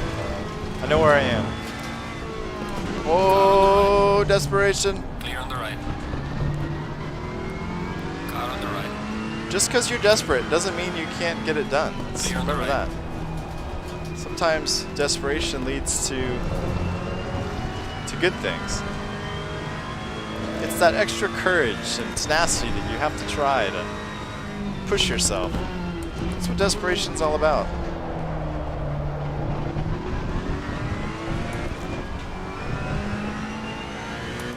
It's like that, you know, when you corner a mouse, you never know what it's going to do. Desperation prevails. Oh! I didn't even think that was a no ding. I think whoa, that was close for the Nissan. I just caught that in my mirror. But I think that was a no ding. I think I kept enough tires on the circuit that that was clean. I think we're going to call that a clean move. But boy, my lines are all over the place.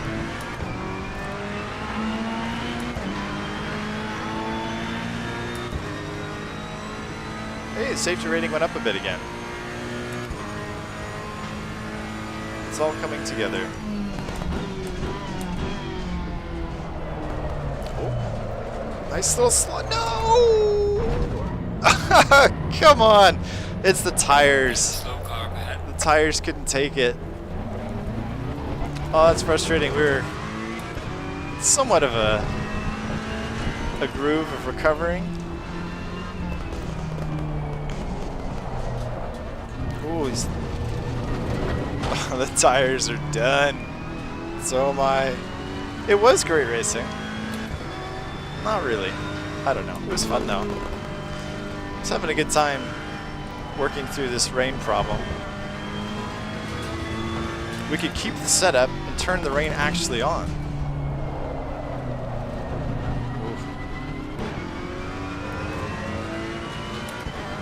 But we're just gonna. Oh, I was looking up at the clock. This race is over. And we have once again survived the Not Last challenge. I think every race is ended in varying levels of disappointment. I thought this might have been a good result, but that first big spin just ruined everything. I thought maybe I could get up into 4th, 5th, possibly podium, but it was not meant to be. I think even if I hadn't had that first wreck, that these tires weren't going to let me do anything. They're done.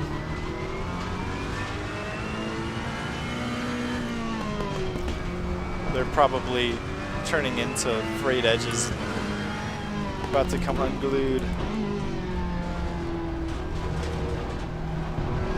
Which is a shame. I like this Ferrari. It drives nicely. It doesn't sound nearly as good as a Ferrari should, which is a huge disappointment, but other than that, the dynamics of it are pretty good.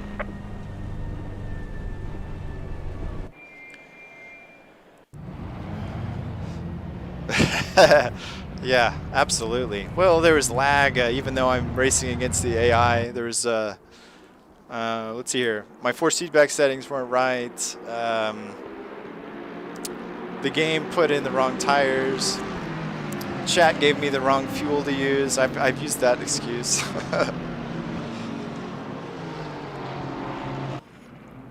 Oh, Blues Brothers. I haven't seen that in so long. What a great movie.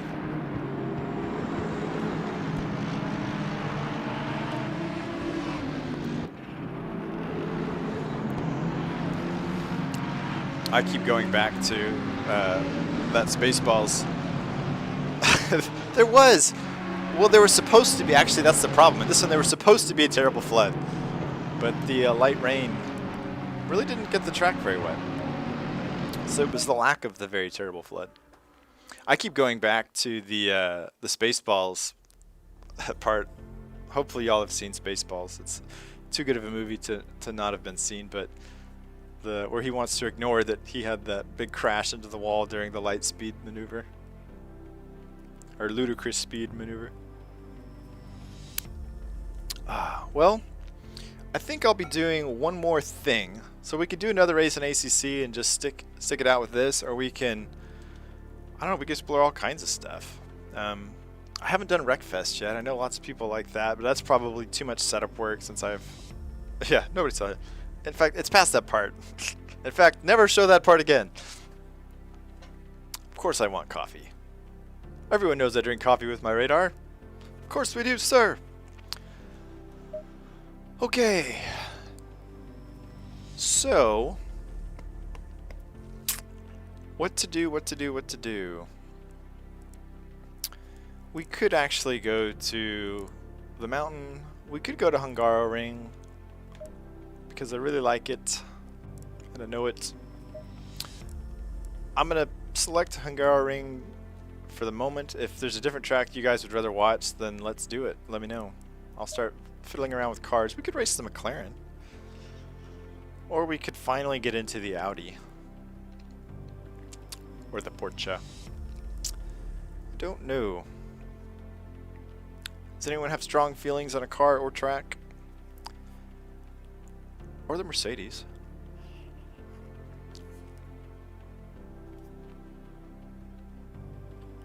The Deadly Maca.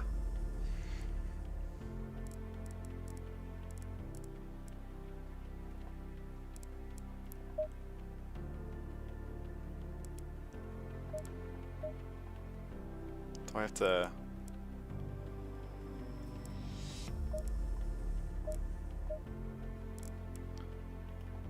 Again, I wish I could change the track stuff in in the track menu. Yeah, it's a great track. I really like it.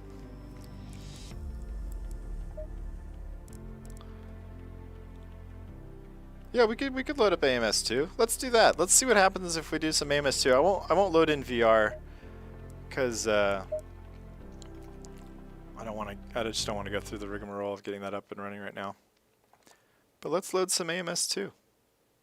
Oh, it's looking for a game to capture. Let's see if it finds AMS2. Okay, well then what are we doing in AMS2?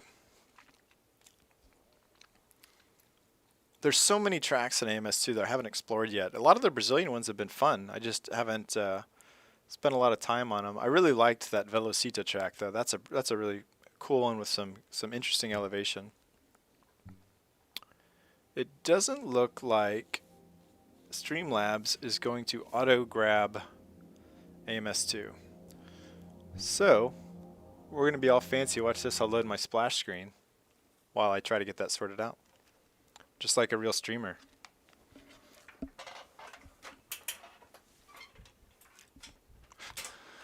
We won't break the fourth wall this time. Although I think I have to actually... we have to go back to this so I could fix it. Video capture, game capture. Can I manually...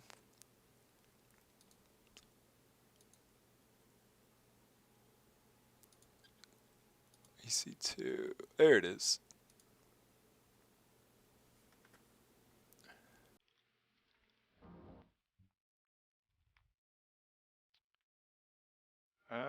There we go.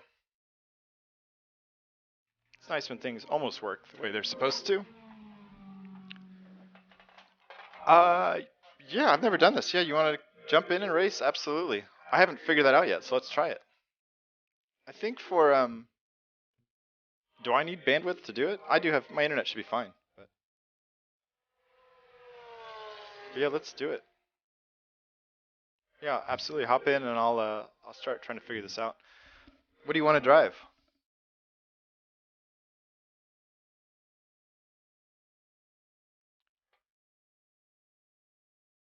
Todd, if you've got AMS2, I think, right? Jump in if you want to. You too, James. I don't know, James, you may not have AMS2 yet, I think. We'll have to fix that. Okay.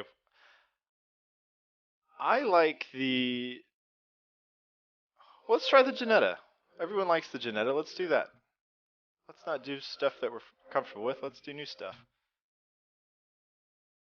So I will take that. Online custom event. The track.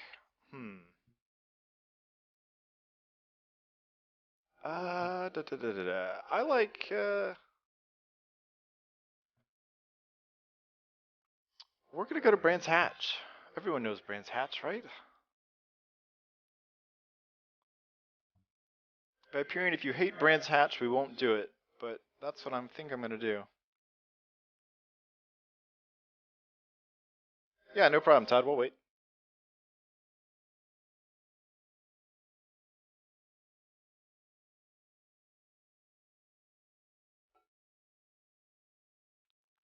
I don't really know anything about the Janetta.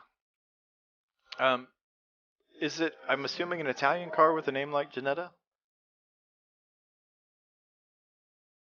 And is there, I guess there's a street car based on the Janetta?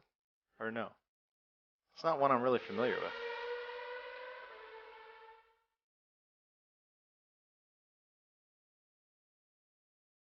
I guess I could, while we're doing that. Oh, it's British. Of course, Janetta is a very classic British sounding name. I don't know how I missed that. Oh, we're trying to modify the setup. I'm moving my highly specialized box to Try to move the chat screen over here so I can look at the camera.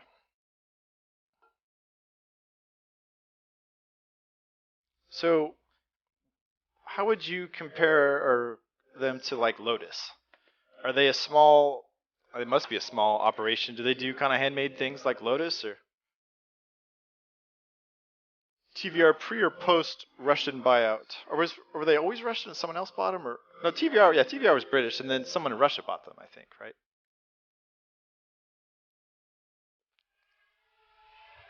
Okay. I remember TVR, or I learned of TVR from Gran Turismo. And was it like the Tuscan or Tuscany or something like that? I remember it being a very good car to have in the early days of Gran Turismo.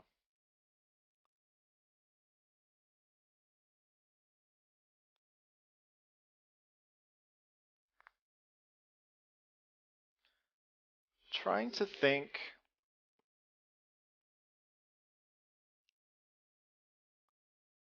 Lawrence Tomlinson, okay.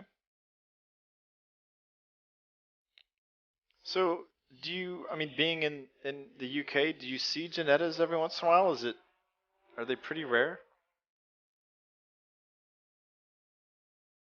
And do you see very many Lotus about in England just because they're there, or is they still? I mean, I see them in where I live from time to time. Lotuses, that is. I have ridden in a Lotus Elise on track. I've ridden in an Exige on track. And I've driven an Evora. I drove a 2010 Evora, and I really liked that car. That was pretty cool. My parents love going to England, and they go and visit castles and gardens, and they've been, north, south, all over the country, Scotland. They went to some islands, I guess off the very northern coast of England to look at some stuff. But anyways, they have this tour guide that they always go with, and I think it's his neighbor or a very good friend of their tour guide or something like that is like the head of design at Lotus. And my parents obviously know that I'm a huge car nut, and it baffled me that they waited years to mention that, oh yeah, Tim knows the head designer at Lotus, and my jaw drops to the floor. And I would love to go get a tour of the Lotus factory and stuff. That would be amazing. So if I'm ever up that way, I will certainly see if I can't work something like that out, because that would be super cool. I've always loved Lotus, all of them.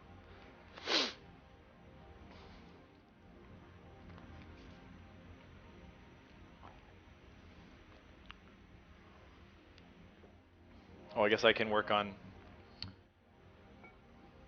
I think I'll do time instead of laps. A little bit more certainty. Oh, you can only do 5-minute increments.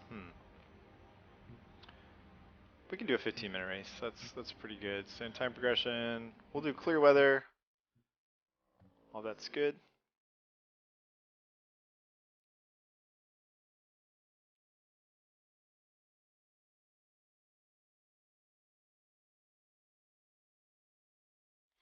There was a time, gosh, it's probably been a while now, I bet you it's 7, 8, 10 years ago, where I felt like you could pick up a Lotus Elise for maybe around $20,000 to $25,000, which is not nothing, but relatively cheap. But now, I guess because they've gotten older, and maybe, I don't know if they're still making the Elise, or maybe not selling very many in the US, but now they're like $35,000, $40,000, $45,000 for that same car. They've almost doubled in value. And that was a missed opportunity. Not that I ever was really in line to buy one. But I really think that Lotus Evora is going to be the same deal. Once people realize that they can get a mid-engined, kind of mini supercar. And now I think I've seen the Evoras are in the mid-30s to about 40.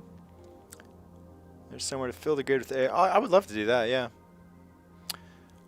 I don't mind a 3-person race, but I certainly want everyone to get to be bumper to bumper with people if possible. I'd love to have AI fill it out if we can figure that out. I just have never done this before, so we're going to turn drive-through penalties off. Please, let's try to obey the rules, but I don't want people to not get to race because they accidentally cut a corner or they had some incident. We're just going to basically we're turning the rules off. I'm gonna trust everyone to behave and try to keep it real. Yeah, I think it was, James, and that's part of why I'm terrified to actually buy one. But okay, circuits there, opponent settings, maximum grid size. Oh, okay. Well, fill with AI opponents is on. Excellent. Well, sure. I don't know what the AI. We want them to be there, but not be the end-all be-all. Field type is identical. Everyone's in Genetas. That's fine. Cool. So I guess Viperion, you sounds like you're probably kind of queued up. Todd, if you're out there, give us an indication of how you're doing with getting stuff loaded up. I don't know if I need to wait to click start, is why I'm asking.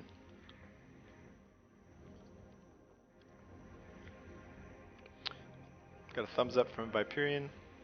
You know what, I'm gonna go ahead and, oh, here we go, host settings. So I probably need to create a name. The name. James, you name the, okay, Todd, you ready? Well, I'll do this here a second. James, name the server. That'll be your interaction for this. We won't do a password, we'll leave it public, so if people want to come in, they're welcome to. Give James here just a second to catch up with the stream delay.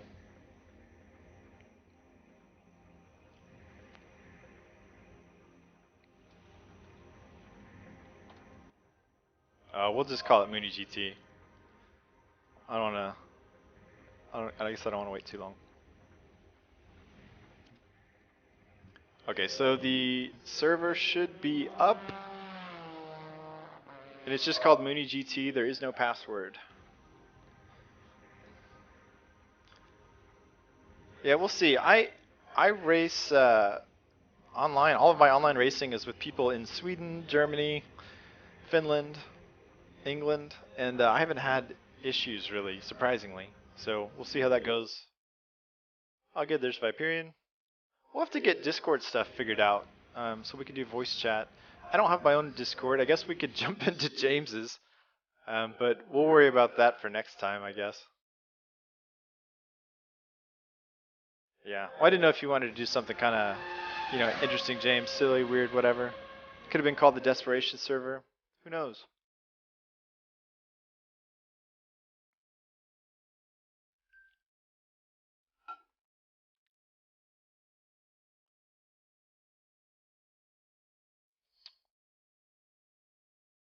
Ah, Jerry, hello. You're just catching the end of the stream. I think this might be about the last event.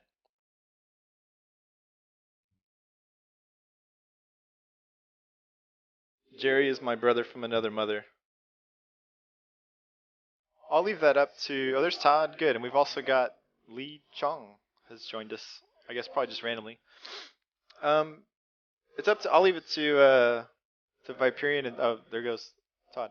Or not Todd, Lee. Viperion, Todd, do you care about trying to do voice comms? Or you just want to race?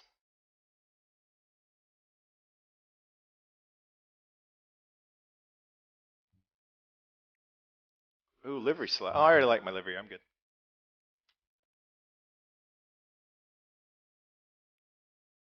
Now, okay, cool. Let's do it. So I think everyone's got a vote to start. If you're ready. Well, Todd, you're coming along. Because apparently 2 out of 3 is enough to make it go.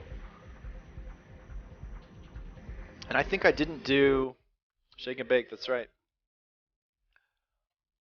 I think we don't have practice or qualifying. I think we're just getting to it. It's a 15-minute race.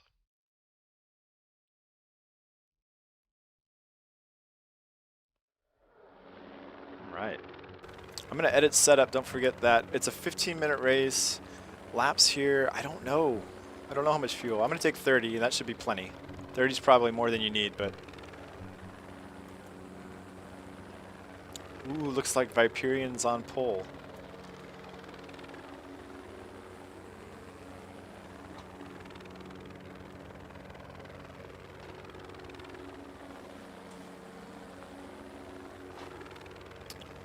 Where's Todd? Todd, what happened? Why do you have to start in 8th? All right. Good luck, everybody. I don't know if I've ever raced AMS2 on a monitor, now that I think about it. And I don't think we have radar. Oh, my force feedback's really light, too. Oh, I'm like... For some reason, we've gotten separated massively from the start. I'm going to try to let everybody catch up, I guess. Whoop! As I'm trying to fix my force feedback. There we go. I was trying to let y'all catch up, but now we'll get to it.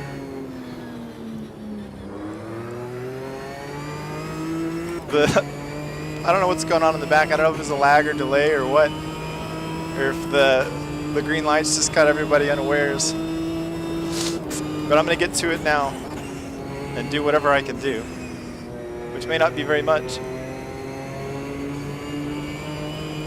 Well, this is a new feeling for today. I haven't led a race yet today.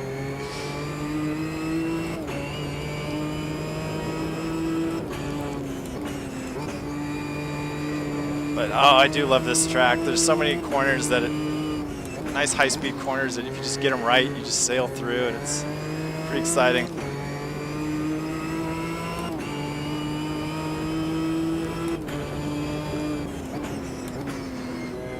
All right, maybe I'll coast up here on the start finish straight to kind of like. Well, I guess I'm a little bit nervous of doing this up here.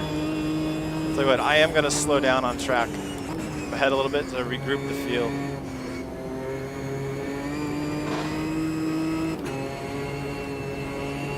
Yeah, that was a ding for sure, but I was kind of fiddling with my settings.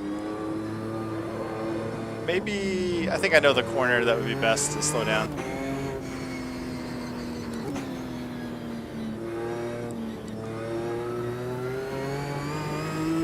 I'd rather get some door-to-door racing in with Todd and Viperian if I can. We'll let the AI have the victory. Maybe. Oh, some rubbing. Here comes the AI. Hopefully they won't murder me. Big wreck in the back. There's Viperian. Oh no, I think we lost Todd. Oh, turn.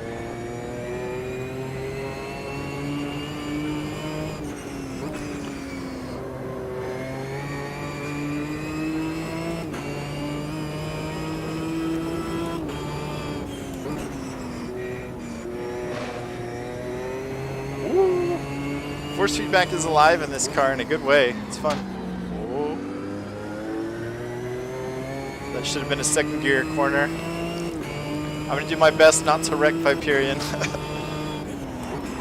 But as one of my longtime watchers and viewers of the channel, Viperian knows that accidents happen. Today he could become another statistic. The skin on my wall. James, this is the one corner at Brands Hatch that I still have no clue what you're supposed to do, and it's always a different line for me, and it's terrifying. That's pretty brave going door to door with the AI. Looks like you're no worse for the wear.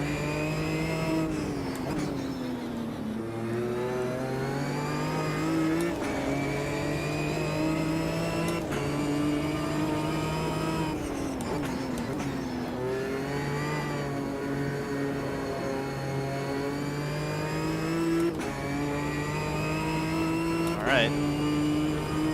Todd is still there. Hopefully he can find his way back through the field a bit. I'm sure the AI probably wrecked him out because that's kind of what happens.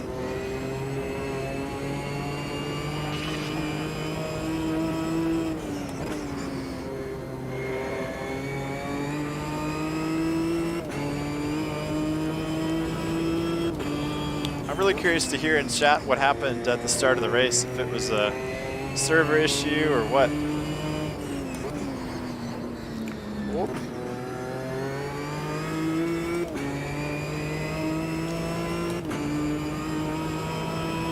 Yeah, my car, yeah. I did use the server hack to give myself extra horsepower. You're right, Barry. Thanks for stopping by the way. I'm going to try not to do a precision ram on Viperian. Maybe if the AI rejoins us up here, but I'll try to keep it clean for the humans.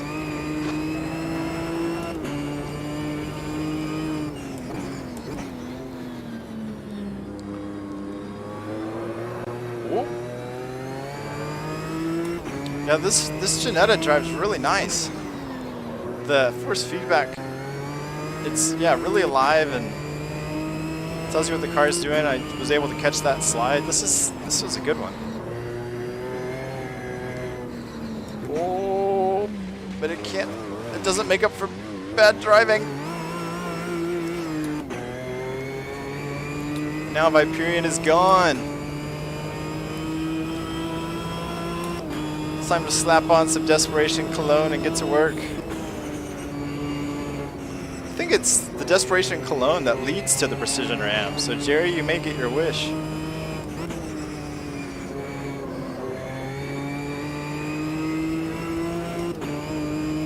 That's right, I think I'm starting to get a little bit of comfort in this car. Oh, and then he goes off track. Classic. Classic. Oh, no.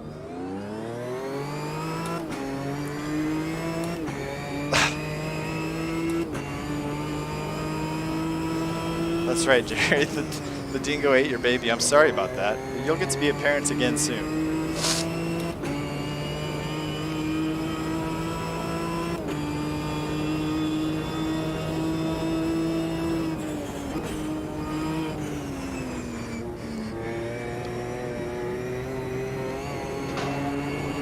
Looks like Viperian may be waiting up for me now. One good turn deserves another. That's karma. Alright, go Viperian. It'll take 30 seconds for him to hear me say that, but...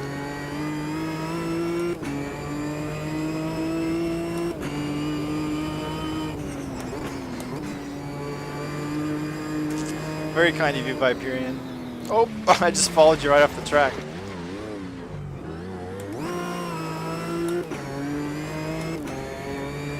I'm gonna stop following you though now. Now we're gonna race our own races. Oh.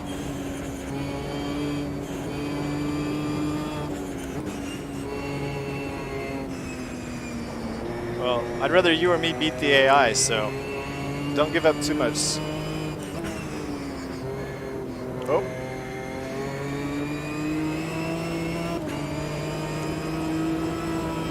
This is not the place to be for this corner.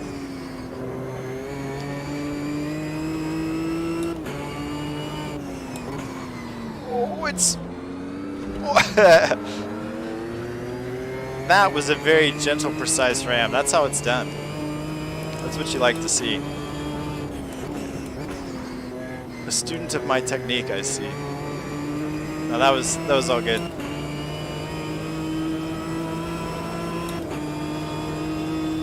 This I don't like. This is making me nervous. I need to, I guess, study this corner, some lap guides, and see what I'm supposed to do there, because it's always tenuous.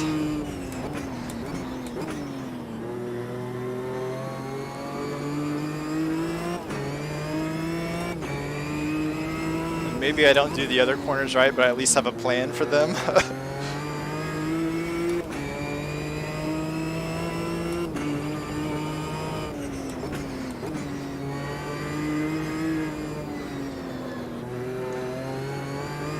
A little wiggle out of Viperian, but I didn't have a good exit, so I don't think I'm going to get to take advantage of it.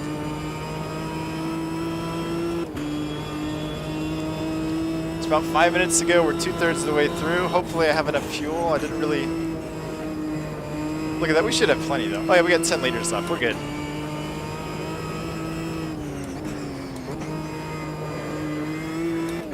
I think that was a third gear corner. Mistakes were made.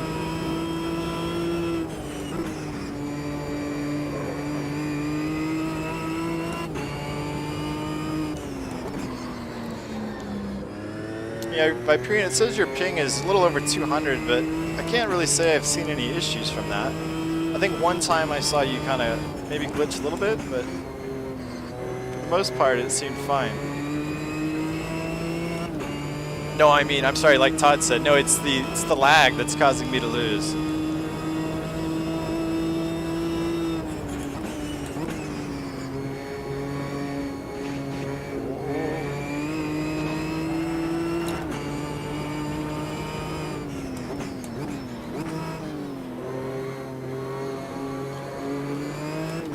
Butch on the curbs there.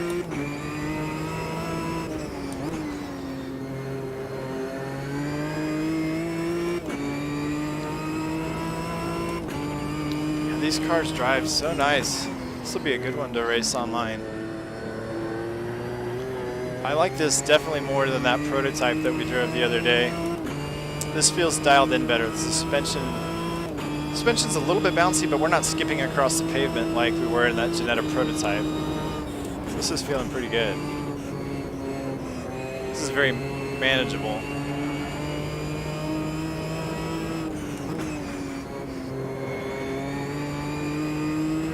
Closed up a little bit. Hard to say if Viperian's letting us close up or if we've actually earned it, but either way, we're there. Target has been acquired. The precision ram is being lined up as we speak.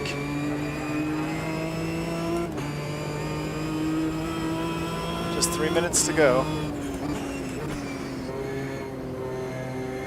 Something tells me it's entirely possible that Viperian is just playing with me.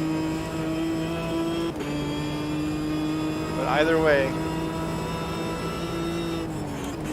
the race is on. Oh, I turned in too early.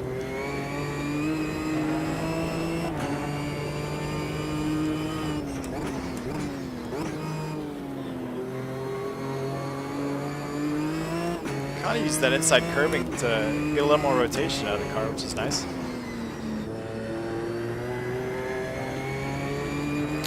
Just can't get a run on him out of these corners.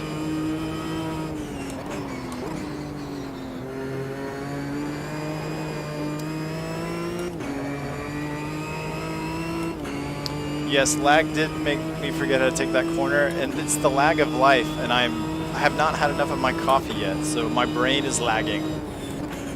That's a real kind of lag.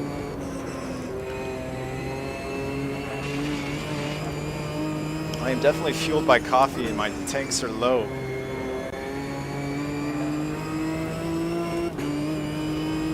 Two minutes to go. It's kind of time to make that desperate move or just be resigned to second. Need to get a little bit closer to try to put some pressure on you, Viperian.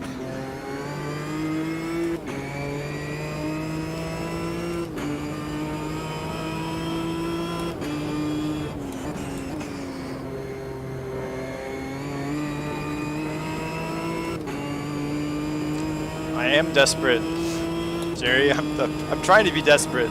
I'm being responsibly desperate. We may have to go full desperation. Really, just cake it on. Marinate in it.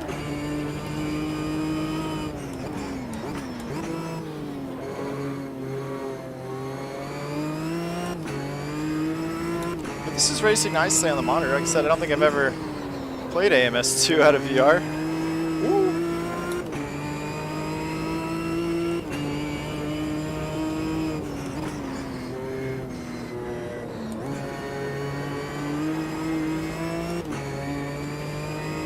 Just one time I'd like to get a run out of that corner, but I just can't do it.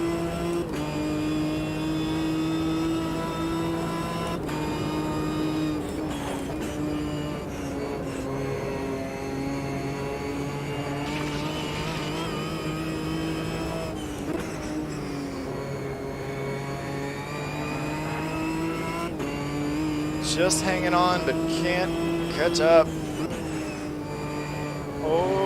Okay, that worked out.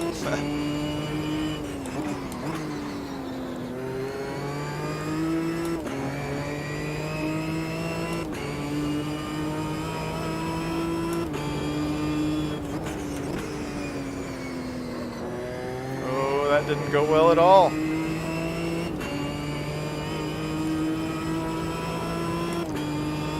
I think there should be one more, or is that it? One more maybe? Oh, I think that's it. There's no, there's nothing to indicate that the race is over, but I think it's over. Oh, up there, remaining, 0-0. Well, good race, Viperian, well driven. Oh, there we go. I just didn't have anything for you to catch up there.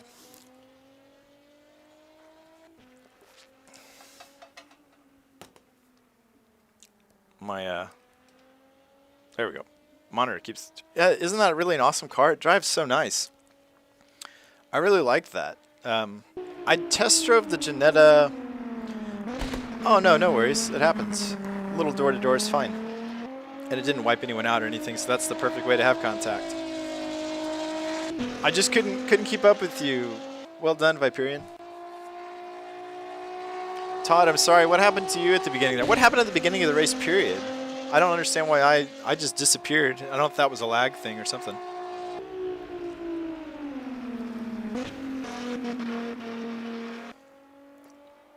Yeah, that's set the bar for ACC to show us what they can do with the Janetta. Because this is a really engaging little car to drive. Oh, okay.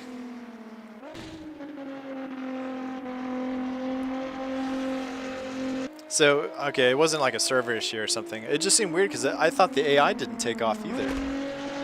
At the beginning of the race, I was just kind of like 5 or 6 seconds ahead of the field, it seemed like, which is weird. As we all know, I'm not that fast. Well, what time is it? Jerry, can you tell me? I don't have a... Or can I do this here? It's 8 o'clock. We've had a pretty good long stream. I'll leave it to y'all. If y'all wanted to try one more race, we can do one more race in AMS2. Otherwise, we can wrap it up, and we'll see you another day. Cat-like reflexes. Yeah. Oh, it's 1 a.m. there. It's 8 a.m. here. If you want to shut it down, let's shut it down. It's up to y'all. I got time for one more 15-minute race if you want to do it.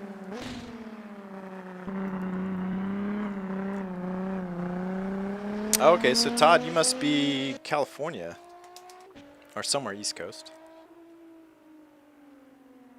West Coast. Whichever coast that is. I'm working on my coffee. I'm working on it. He's on a roll. Let's go. That's right. He's got to defend his title. Let's do it. This will be our last race. Should we stick with the Janetta? I think we should. It seemed like a good little car. What's a track that people know? Dip and rip. Jerry, you're never without some phrase that I'm unfamiliar with, because I'm too old. Back. Oh, can I just change it here? I guess we'll just create a new one, since Viperian exited.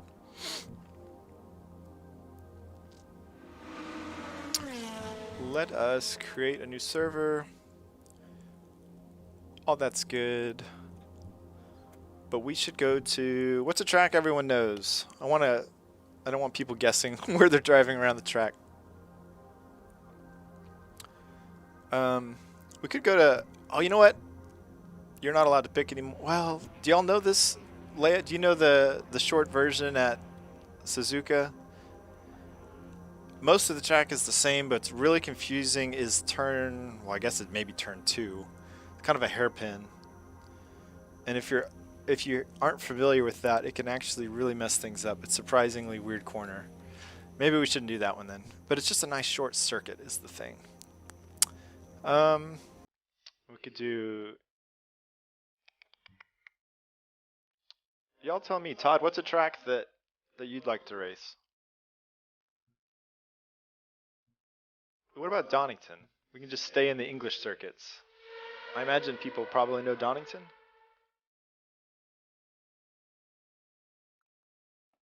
I think this is probably what we're going to do. Fingers crossed that everyone's somewhat familiar with Donington.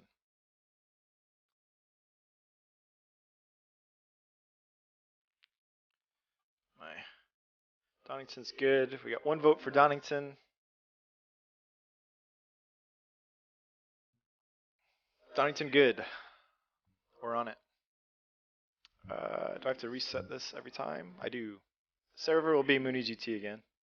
I can type with gloves on.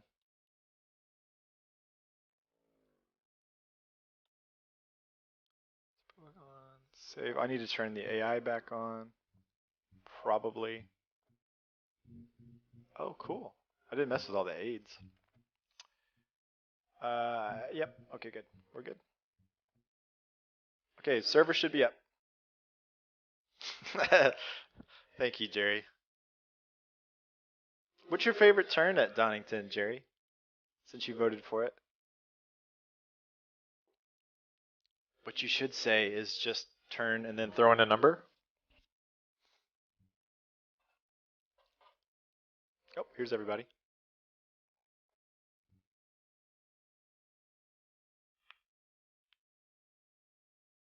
That left, the left to Donington. Which, what quarter would that be? The chicane, maybe?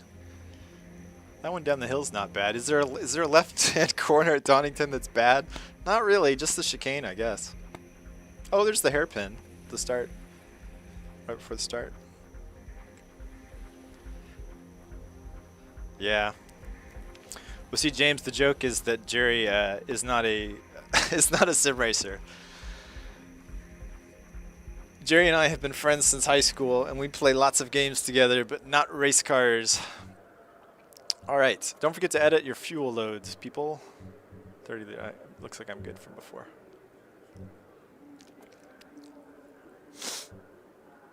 That's why it was funny that Jerry was voting on the track. All right, good luck, everybody. We're already. Boy, it really just launches you right into it. Where is everybody? Viperian and Todd get started in the back. I wonder why that is. I wonder how they seed everybody. I'm gonna. What's dangerous to let people catch up, really? Oh, cold tires.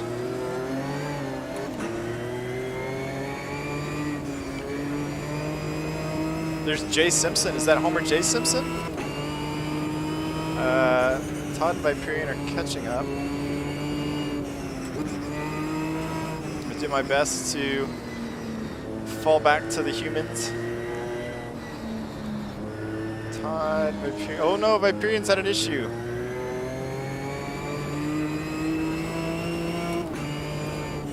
Hopefully he will catch up.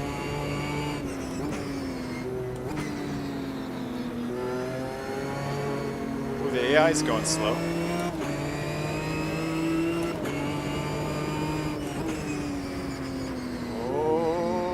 Okay. Maybe that's the second gear corner.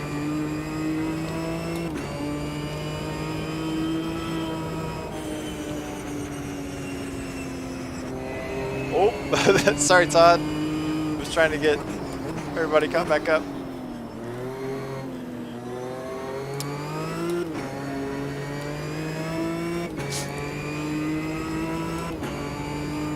I do like the McDanger part, Todd. That's good.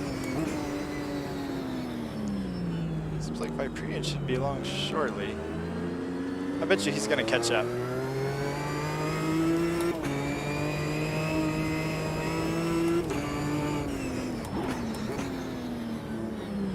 Oh, I don't like not being in VR in this corner. I can't see where I'm going. I don't have two big monitors flanking me like you do, James. I can already see Viperian closing it up in the distance.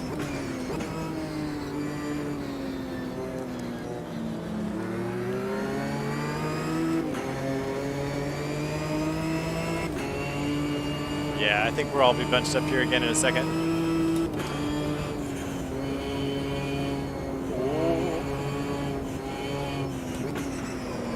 Oh, that's a little too much. Thank you, curving.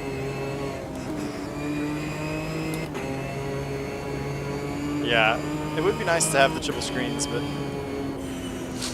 I think I'm committing to VR. Oh!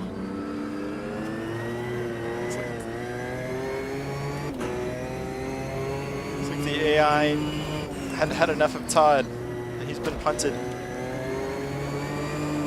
a little bit of drift. Where's Viperian? Oh, they're both bunched up now. This is perfect. One, I think that's AI, and here it comes. I think this is an AI car in front of me. I think that's Homer J. Simpson. Looks like, yeah, we're nose to tail now with Viperian and Todd, which is perfect. Gonna have a restart of the race out of this hairpin. Oh.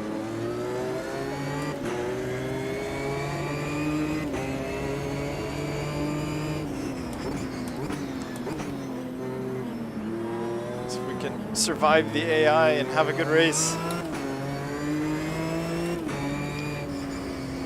Still let everybody kind of get, oh.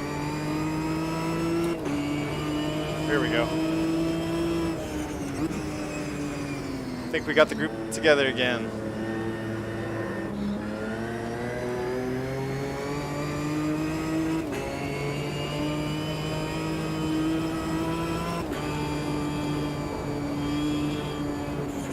I have a feeling that letting Viperian get cut back up might have been the wrong play.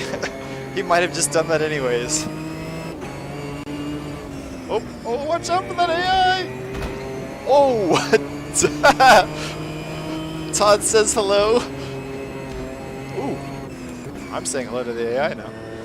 I saw some of those corner markers come flying through, Todd. Looks like you're able to hang on to it though, which is good. Oh, oh no, I'm not gonna hang on to this. Oh! Nope, I thought I was going to. There it goes. I was watching my mirrors too much. That's why I shouldn't have let Viperian catch up. I should have counted on the bin.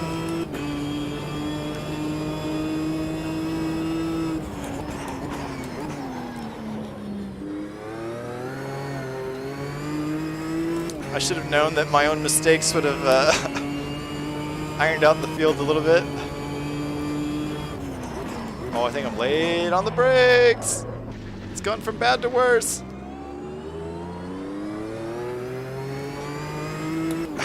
All right, thanks guys. All right. I know you can't hear me for like, I don't know, 15, 30 seconds, but we are good to go.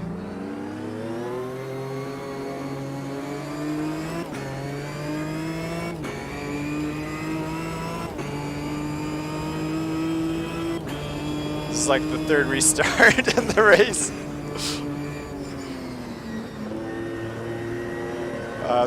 Would this be hilarious if this is how it worked on TV? Like, oh no, someone's out of spin. Let's slow down and let him catch up. I don't think the fans would. Well, I don't know. Maybe it'd be nice just to have the close racing the whole time, right? Oh gosh.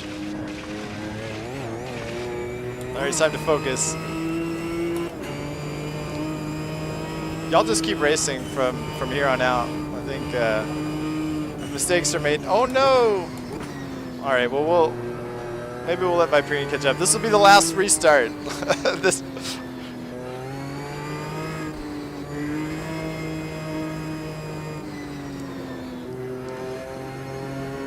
For this last 8 minutes or so, it will just be go time.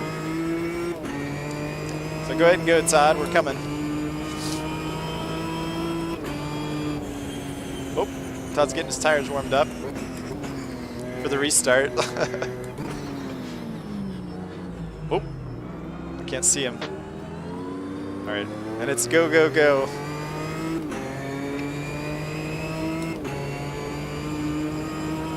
Oh yeah, we do. That's basically what we've done, except the halfway safety car is actually the 10% way through safety car, the 18% safety car, and now the 50% safety car. This is the first race ever the safety car had to refuel because it's been used too much.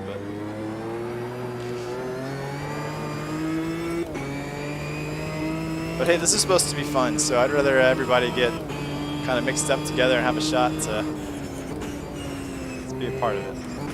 It's no fun racing when you're just doing laps on your own.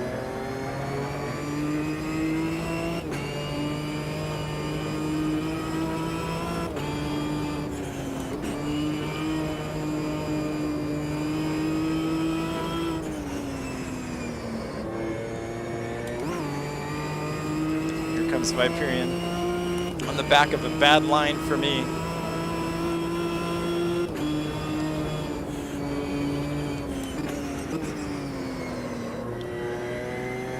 feel like it's, I was gonna say it's been a while since I've had a clean lap, and actually I don't know if I've had any clean laps.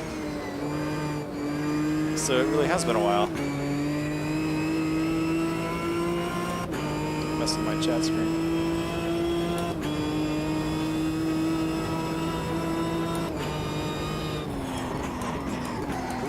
Looks like Todd's got some pace now. It's challenging the AI.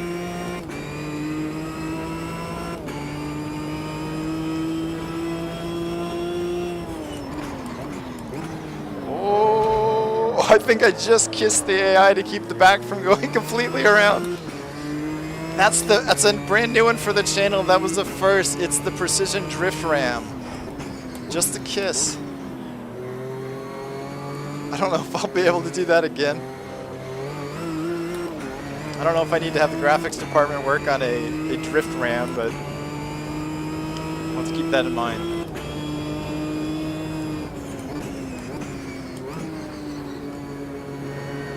This corner is always much slower than I think it is. It's so easy to come in too hot on that one and just ruin everything.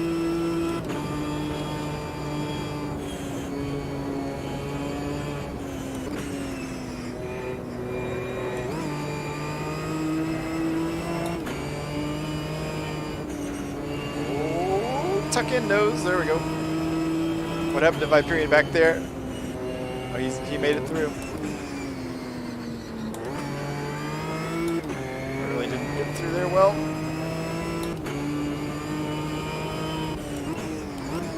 I feel like this should be a third gear corner, but I keep having to go down to second, so we'll just call it a second gear corner and try to stay on the track instead of forcing third.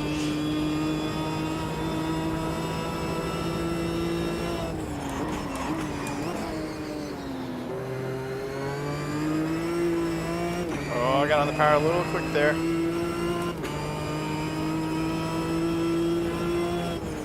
We come back up to the front? Okay, well the AI's doing weird stuff then. 'Cause we've had a couple restarts. Todd to first. Nice move, Todd. Oh! There was a precision ram. That was just the lightest touch. 4 minutes to go.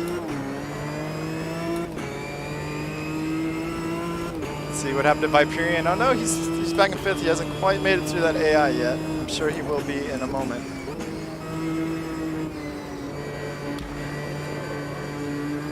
James, I imagine you're somewhat frustrated with some of the lines you're seeing on the stream, as I think you know Donington pretty well. I think you've driven here, haven't you?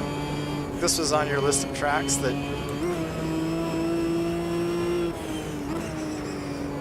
you've been to. I really like this track, but I definitely haven't mastered it yet.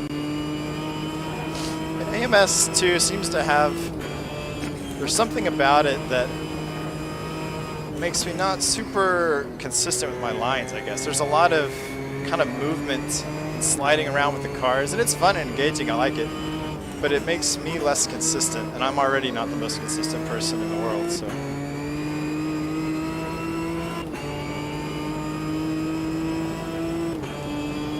Yeah, it's a great track. I really didn't learn Donington until probably a month or two ago. Oh, that was a late. Oh, we're okay. The braking point for the second hairpin is always, I don't know. I don't feel like I have my reference marker picked out. Oh, there's. Oh no! Sorry, my period. I was hoping I could just swing it around and catch it. Oh, here comes the AI. Oops, I messed up my brake bias. That'll be good. I thought maybe I could hang on to that drift. Oh. Todd is set sail. Good for you, Todd. Nice race.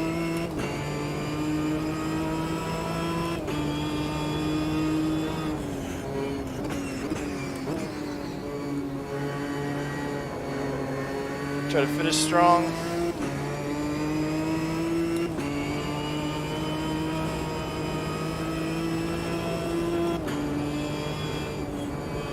It's light coming down the hill.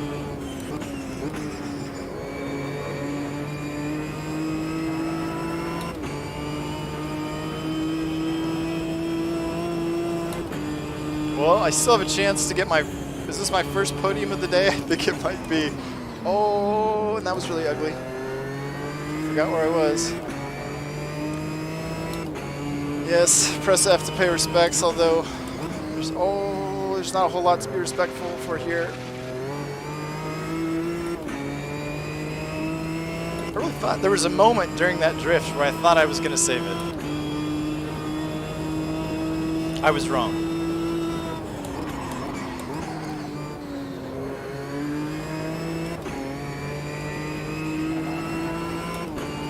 What we got? So maybe one more lap, because I think Todd should cross the line with time to spare.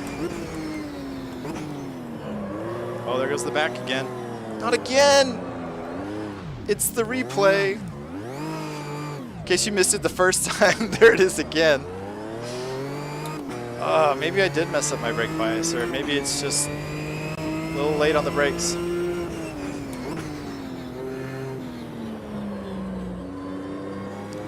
Can't be user error. We know that's not the problem.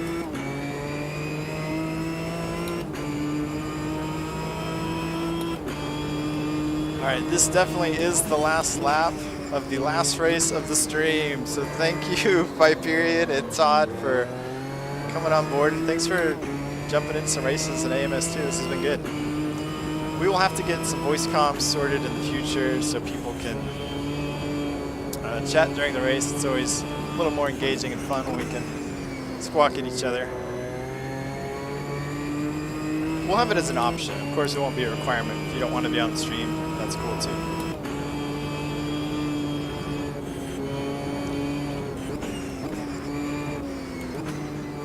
Now I'm just kind of trying to survive one more lap.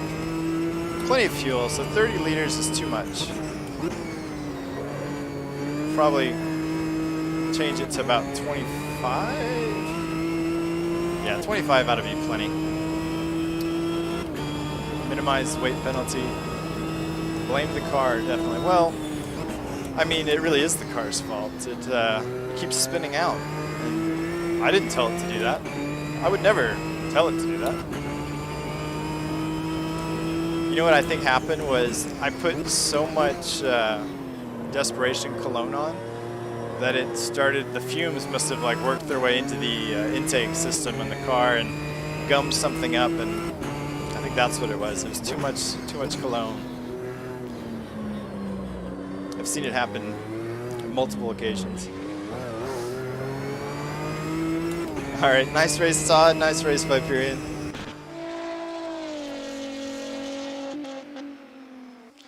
It's true. If I see a bad workman, I'll tell him that. No, I'm. This is definitely a nut behind the wheel issue, and I don't deny it.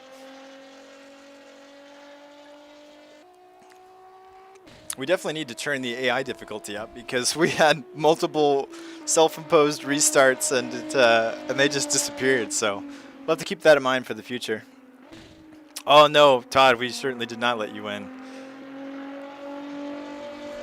I had too many mistakes to to give you a fight. But yeah, we're gonna have to figure out what the appropriate AI level is, because that wasn't it.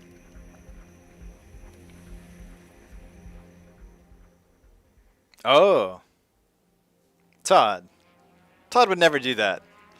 Even if he did, you should have been warned. I mean, danger's in his name. You should have given him a nice wide berth. Steer clear of danger.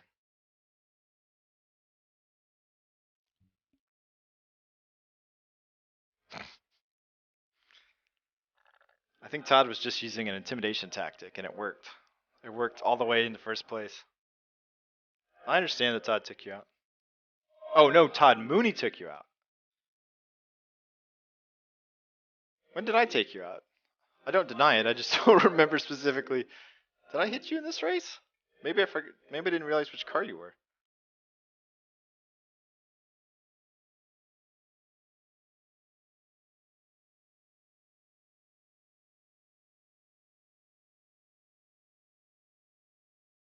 Oh right, no, that one I did. I just didn't see you. I did. I did some disco spins in front of you. Yeah, that's absolutely true.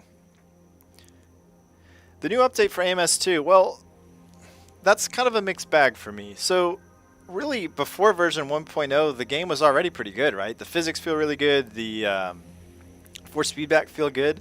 So like the individual driving dynamics, you know, for just you are great. The AI are not ready for, I mean, I've had fun racing with the AI because I love seeing when they wreck each other and do crazy stuff, but it's not as polished as Race Room, for example. It's not super aware of players. I think, in my opinion, what's happening with the AI is maybe they'll give you room, or if you come alongside them for a corner, they might work with you on that. But they're very aggressive, it seems like, on trying to get back to the line that they want to be on. And that causes drama. It causes them running into you, causes them running into each other a lot too. So I think it's totally worth buying, and I know this game's just going to keep getting better and better. The graphics are great. It runs really well and efficiently on my computer, and I think it runs great for just about everybody. You know, it also works really well in VR. Lots of good content. They've added new cars already, and some of the new cars are cool. I think some of the default suspension setups aren't quite dialed in. I've had some really weird issues with cars kind of like skipping across the pavement through corners, which is very frustrating to me. But I think either, you know, if you know what you're doing tuning suspensions, I think you can dial that out pretty easily.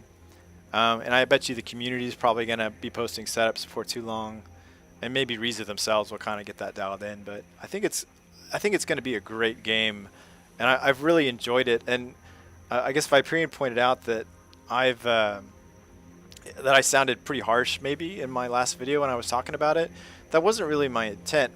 The underlying message is that AMS2 is great, but there's some things that aren't perfect yet, and they're not supposed to be. I mean, this game is brand new, and Reese's been so good already about, you know, constantly updating it and working on things and addressing fixes that I'm not worried at all. I think it's going to be a really good one, and I think it's going to stick in the community pretty good. Yeah, I mean, in that case, Marlesco, it's not going to be much different than I think your previous experiences, really. The best part is you get some new cars and tracks. I'd love to hear from anyone who's tried the Formula Retro, because that was added in the V1 update, so you probably haven't tried that yet, Marlesco, but it's not, I don't know, that car, I was really excited about it, but it didn't drive, the force feedback, and that's one car that felt weird to me. Yeah, Viperian, that racing worked really well, I thought. Despite, I mean, you're on literally the other side of the globe, and I didn't have any issues with you, I don't think. Yeah, jump in that Formula Retro and let me know what you think. It just feels really weird off-center. And you're using a Thrustmaster wheel, I think you said, Viperian? The funny thing was I tried that Formula Retro in AMS2 and I was really disappointed, and I think I mentioned this earlier on the stream, but I tried the same, it's that same vintage F1 car. It's called something different in Project Cars 2, but it felt kind of the same. So it may just be that that's what that car's supposed to feel like. I don't know. But we're about to get a first-hand report, some confirmation from Viperian on if the Formula Retro feels weird, because I think it does.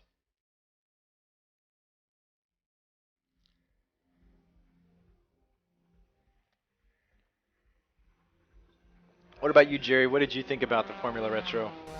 Kind of funny on-center feel, or really off-center feel. Oh, any of them's fine. I tried 2 of them. What did I drive? Oop. Formula Retro. There it is. I tried the Brabham one, and I tried the Lotus Type 72, and both of them or no, I didn't drive the Lotus. I drove, I guess, just Formula Retro V8. This one isn't anything in particular.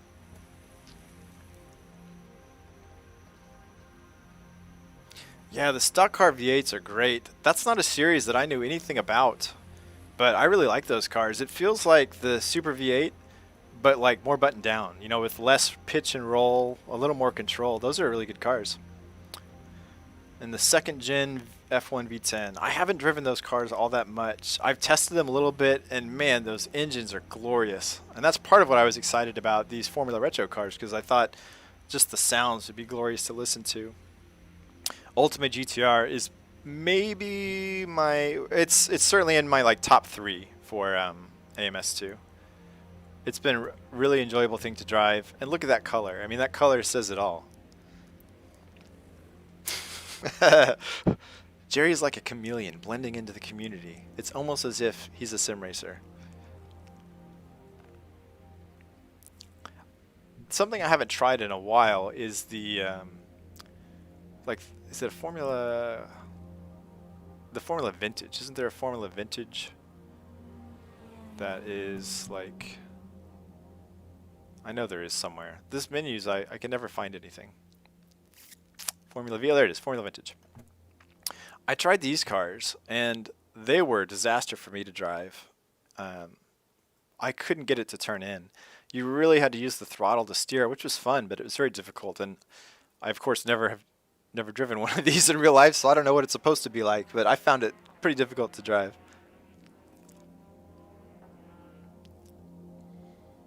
But yeah, Todd, I think you've pretty much nailed the list of some of the best cars. And I'm going to add the Jannetta to that list, though. I really like that. That's a fun, lively car.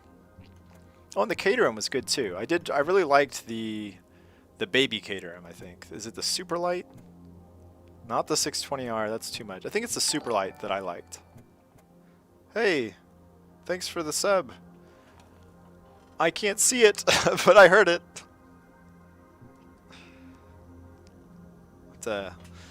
Switch over my chat computer so I can do a proper shout out. If it's not too late, maybe it's too late. It is too late. And now I've lost my chat window too. I think it's this one. Yeah. I'll post a message up in chat, subscriber, so I can properly thank you. I'm working on my streaming setup. Really, the whole purpose of this stream was to kind of get everything figured out and lined up so that this will hopefully go... Oh, thanks, Todd. Appreciate that. Hopefully it will go smoother in the future. So I've got my chat somewhat figured out, but I don't have a way, apparently, to conveniently see those stream notifications. So I'm going to have to talk to James offline, because James will be my streaming mentor.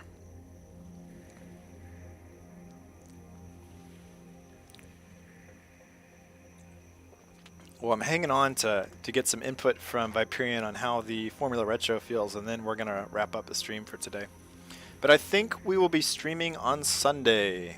I think those races are still going to happen. Normally, RVR Closet organizes them, but he's off this week and maybe next. So I'm going to try to pick up the streaming slack from him and maybe stream some of those races. Understeer, yeah, very little feedback through the wheel. Yeah, especially at low speeds, right, Viperian? Like coming out of the pits when you're not, I think, I'm trying to remember, it seemed like it wasn't until like 100 kilometers an hour that the wheel started to kind of tighten up a little bit and you started to get some feel on center. But it didn't like to turn. And beyond that, just the feeling of how the car weighted up when you did turn just didn't feel good. Which is really bizarre because basically every other car I feel like I've driven in AMS2 has pretty solid force feedback. That's one of AMS2's strengths. It's just the feel of the game has been really engaging. Yeah, the tiny tires. Let's pull those back up. They're hilarious. It's almost funny now. I mean, we take for granted all of the knowledge we have about how cars work and what kind of dynamics are good for racing. You know, at one point they had no wings on cars, no aero, and now looking back, you're like, well, gosh, why did you put a big wing on it? Yeah, those tiny little wheels. And I don't know what the weight distribution is on this car, but maybe it's very rear heavy with that massive, probably iron block in the back and the transmission's hanging out. Really half of it's back behind the wheel axles. The driver in the middle, it may just be really rear weight bias, and so that there is no weight on the wheels, and so it just doesn't want to turn. It could be it. But it's a beautiful thing. Look at that, especially in the Martini livery. This is why I was so excited to drive this car. I thought this is a beautiful thing. But maybe it's just not a great thing to drive in real life. That could be it. But really beautiful car. That massive air intake. Really cool. All right, well, anyways, we better wrap this up, but thank you all for coming on board today and helping me test out the stream. I really appreciate it. And thank you for jumping in those races in AMS2. That was awesome. And I'll try to remember to throw up a reminder that I'll probably be streaming the races on Sunday. I think those are going to be in AMS2. There's been talk about V8 supercars and stock car V8s and probably Janetta. So I imagine it will be in one of those 3 cars, but I don't really have the details yet. Yeah, that might. I imagine that's probably just the case, Marlesko. Thanks for that. I'm not real familiar with old school F1 stuff, but I guess it's just a car that you have to learn how to drive. So that's pretty cool. I mean, you don't want every car to drive the same anyway, so it's a new challenge to take on. Guess I'm gonna have to work on that someday. But y'all take care, enjoy your weekend, and we'll see you next time.